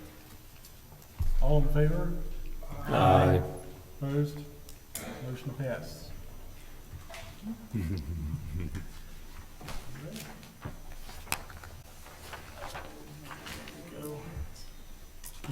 You're still on For code amendments code amendments? on number F. Yep. I'll still tell managers, Harris's comment 2 more times, me again. But as it relates to the proposed text amendment tonight, this deals with the regulation of data centers and crypto mining. As we, as planning professionals in the state, continue to grapple with how to deal with downzoning, this is the most feasible, I guess, response to the issue that I thought we could do. Currently, we define noxious uses. We only allow those through conditional district approval in industrial zoning districts, and this simply includes data centers and crypto mining within that definition, and therefore subject to the same regulations, which is, again, only conditional district, only in industrial zone. Well, I know that Buncombe County has a ban on crypto mining and data centers in the unincorporated parts of the county, and I think it's wise for us to do this, so I'm going to make a motion that we adopt the ordinance amending the Weaverville Town Code, Chapter 20, concerning crypto mining and data centers. I have a question before we get to the vote, just real quick. Are we sure that the verbiage for crypto mining is correct? Isn't that a shortened word? Do we need to say cryptocurrency or anything like that? I don't know. I've never seen. I don't either, and this is a relatively new use. When you ask our friends at the School of Government, most of their responses are going to be, crypto. I don't know. You know, I'm just wondering if it needed to be more defined, because everybody knows what a landfill is, but not everybody knows what a data center is, or what a crypto mining operation is. Well, the term would be cryptocurrency. Yeah, that's what I mentioned So earlier. could we put maybe in parentheses, crypto mining, parentheses, cryptocurrency? Something. Something like that to make it very It clear. says the crypto mining. I know. I just read it, I'm cryptocurrency. Just- that's I'm descriptive just of wondering that. whether or not that's the proper wordage, but, okay. Or maybe just to add that phrase in there somewhere, just to make it very clear. Any other comments or edits or, With that, I support it. Yeah, so there's a motion? yep, I'll make a motion We have a motion to accept this with the amendment of adding cryptocurrency to the verbiage. in the ordinance as well. Yes. Okay, all in favor? Aye. Motion carries. Thank you.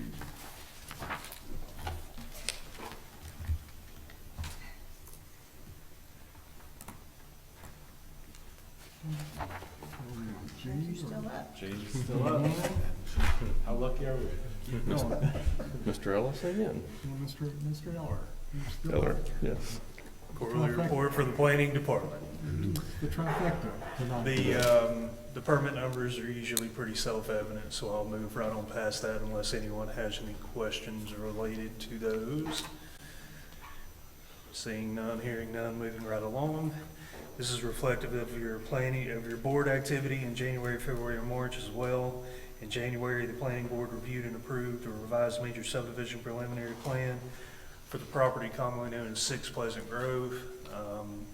That went from 43 units up to 51. The board also received reviewed a proposed text amendment related to Session Law 2025-94 and offered a recommendation to Town Council regarding same.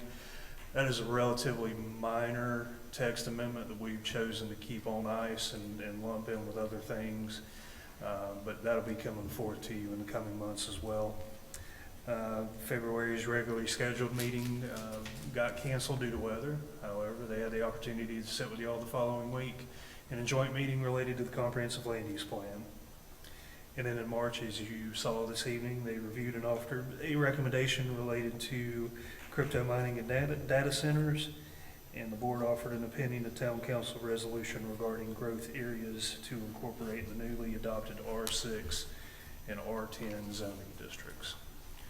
For your Board of Adjustment, they met twice in February, and that was related to an appeal of an administrative decision which denied a zoning permit to construct a second primary structure on the parcel commonly known as 60 Highland Street. These meetings resulted in a modification of an administrative decision to allow for a second home to be built on the same parcel of land. That's all I have for you this evening, and as always, happy to answer any questions anyone may have. I'll also add that James served the town as a town representative for a growth meeting out at the Beach Community Center in Reems Creek and took a lot of arrows for the town. He performed admirably. I'm not even sure it was for the town, but it was for somebody, and there I stood. Well, any other questions for Mr. Eller? Yeah. Thank you so much. Thank you. Mr. DeSerio. You sit in the back all the time.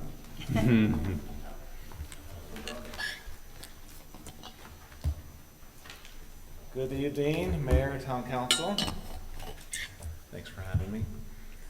This will be the third quarterly report. So the months of January through March for the community center are usually a time where we're kind of catching our breath after all the holiday stuff and that sort of thing. So it's on the slower side, which is nice. So I'll go ahead and start with the private rentals. So it looks like our total quarterly revenue is $14,763. So that's split about 70-30 from non-resident to resident. Resident being about a little over $4,000 and non-resident a little over $10,000. Oh, and that is, sorry, that's a typo there. You saw April to June. I'm sorry about that. That's January to March. Our community programs are going to be next. So I say this each time, but we have over 30 different community programs that occur every month, and they range in frequency, like I have here, to twice a week, to several times a month, and about 15 people to 60 people in a group. And these classes are led by amazing volunteers that they're passionate about what they do, and we get the benefit of that, which is lovely. They love doing it, and it gets life-giving to them and to the people that they teach. So talking about some of those programs, we have a couple of different updates that happen through January and March. And one of them is, if you go to the next page, is we've relaunched the Life as an Improv class. So that's led by Janice Schreiber, who is also one of the main components or main proponents of theater that happens at the community center, which is lovely. We got to host the WNC Repair Cafe, which was great. How many of you have heard of the WNC Repair Cafe? Okay, great. They basically had their first showing there at the March, and they have several other scheduled times to be at the community center each quarter, I believe, for the rest of the year. So they had a huge turnout. Lots of people got things fixed for free. It was lovely to see the community. And they really also utilized local volunteers too. So that's another spotlight on how the community center is a real platform for people to give back to the community. And then we also had a Life Simplified workshop take place and from local counselors at Ream Creek Counseling Center. So with community programs, I'd like to highlight or spotlight one of our instructors. So Wendy Lantis has been teaching yoga for 4 years at the community center. She does this free. She's a wonderful volunteer. She teaches at least twice a week. Tried out an evening class for a while, and also does workshops throughout the year as well. She's been teaching yoga for over 30 years. So this is somebody who is passionate about what they do, but I'd like to give her a shout out because not only is she been a treasure for us to work with, easygoing, if we have stuff happening, she's very flexible. Obviously, she does yoga. So yeah, she's been flexible and easy to work with. And then on top of that, we hear all the time the type of feedback from her students. Her classes are well attended all over the place. So I just want to give her a shout out and say thank you for being there for us. The community events that we had this quarter, there's a couple different ones. Storytelling, we had 2 different ones that kind of occurred around Valentine's Day. Imperfect Love and Love Stories. And then the Music on the Knoll, the 2 bands that we had January through March was Peggy's Bygone Blues, which was a really great show, and Chronology Music. So they're that jazz duo that's going to be performing in the summer months as well. And last but not least, we have the pickleball update. So we finally got the updated pickleball signage taken care of. Darla's really happy about that, which is great. And then we have a beginner pickleball clinic starting in May. So that's happening right around the corner. And people are already signed up for that, and that's going to be, I think, a real great hit. All right. Well, that, I think, is it for me. Any questions, y'all? Thanks for what you do. Oh, yeah. You're welcome. Yes, thank Yeah. you. Thank you, guys. Thanks.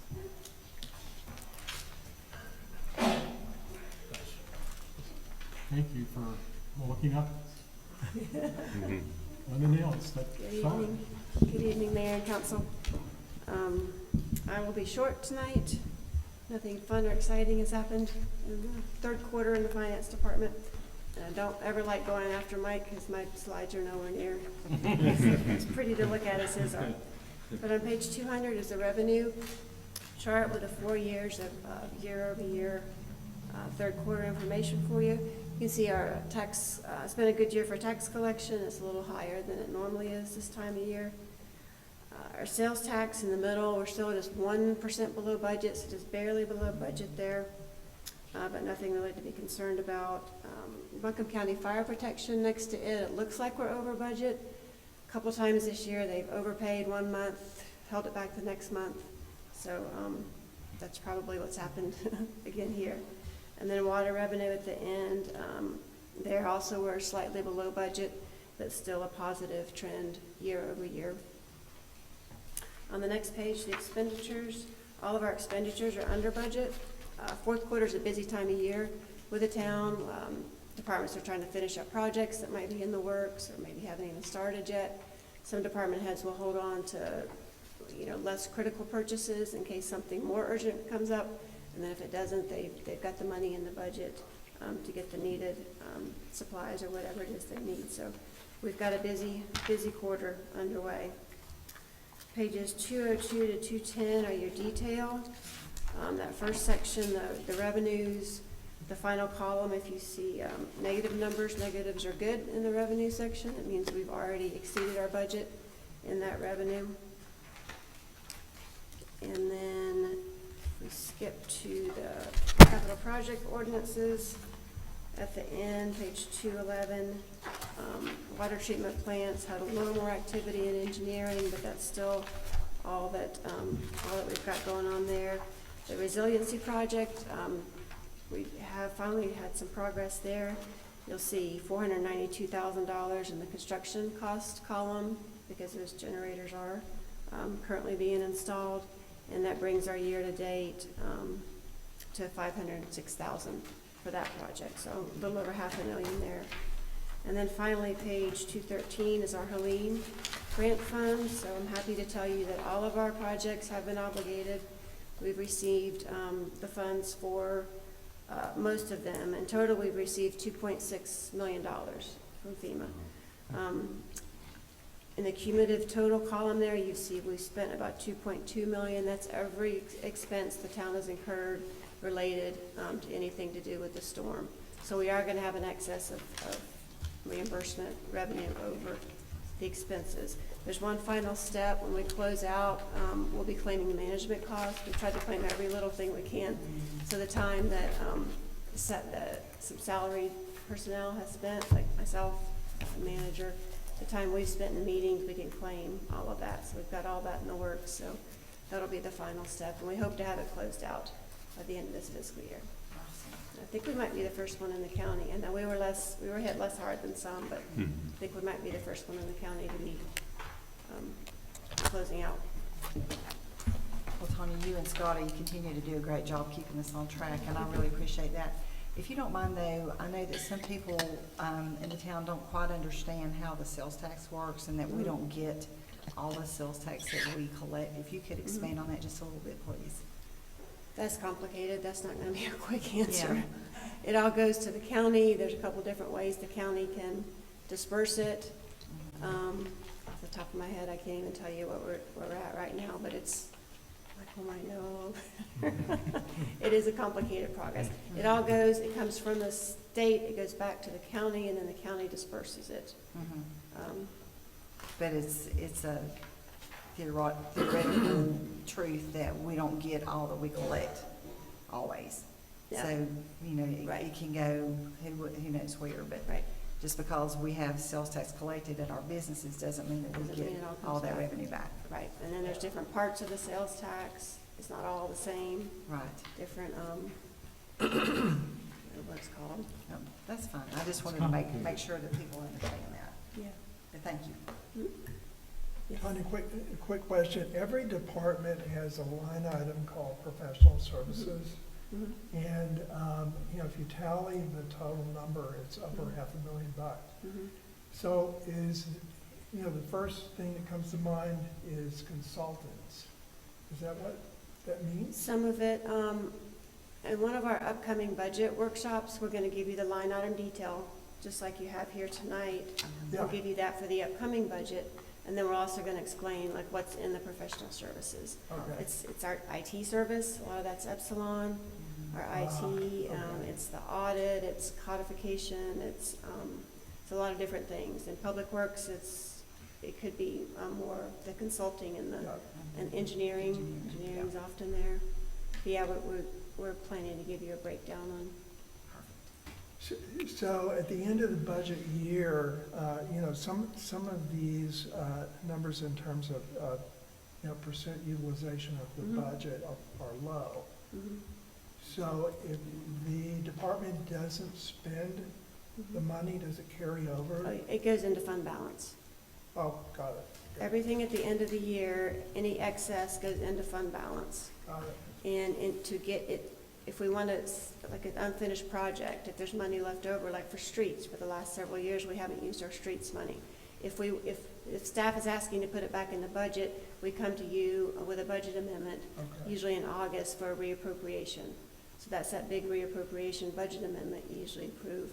And that's giving us permission to put that money that was unspent in the prior year to put it back in the budget for the current year. It doesn't happen automatically. It automatically all goes to fund balance. Thank you. Councilmember Barnett, just for clarification on your professional services, kind of showed it it's not all consulting. I mean, when, as the county presented at PCIP and CDE last month, month before last, that falls under there, and we don't really know what those final numbers are going to be. As they talk about, they can change it at their will, so to speak. When I started reviewed their last one that was sent last week, for example, there's a uniform charge on there for $300. Why am I paying for the county uniforms in that aspect? So that's something we're still working with them on as we dive through it, but just show you that there's a wide array of stuff that is listed under professional service, and we're working with department heads to dial that back in to give you a better explanation on what all that encompasses as well. So is there an alternative? Immediately, no, but we are working with other municipalities to explore options on what that looks like, and not just locally, talking with other county jurisdictions, Wake County, Charlotte, Mecklenburg, different places that don't have those charges, for CDEs or PCIP or anything else, and working with them on what that looks like and how that is incumbent on the county level. To Councilmember Nable's point before, is it double taxation? So working with them on some language and different things on how to go back to the county and have those conversations with a better understanding of what it looks like other places versus what it looks like here. Any other questions? Is there any further business to come before council? Thank you, Tanya. Thank you, Tanya. Seeing none, we are adjourned.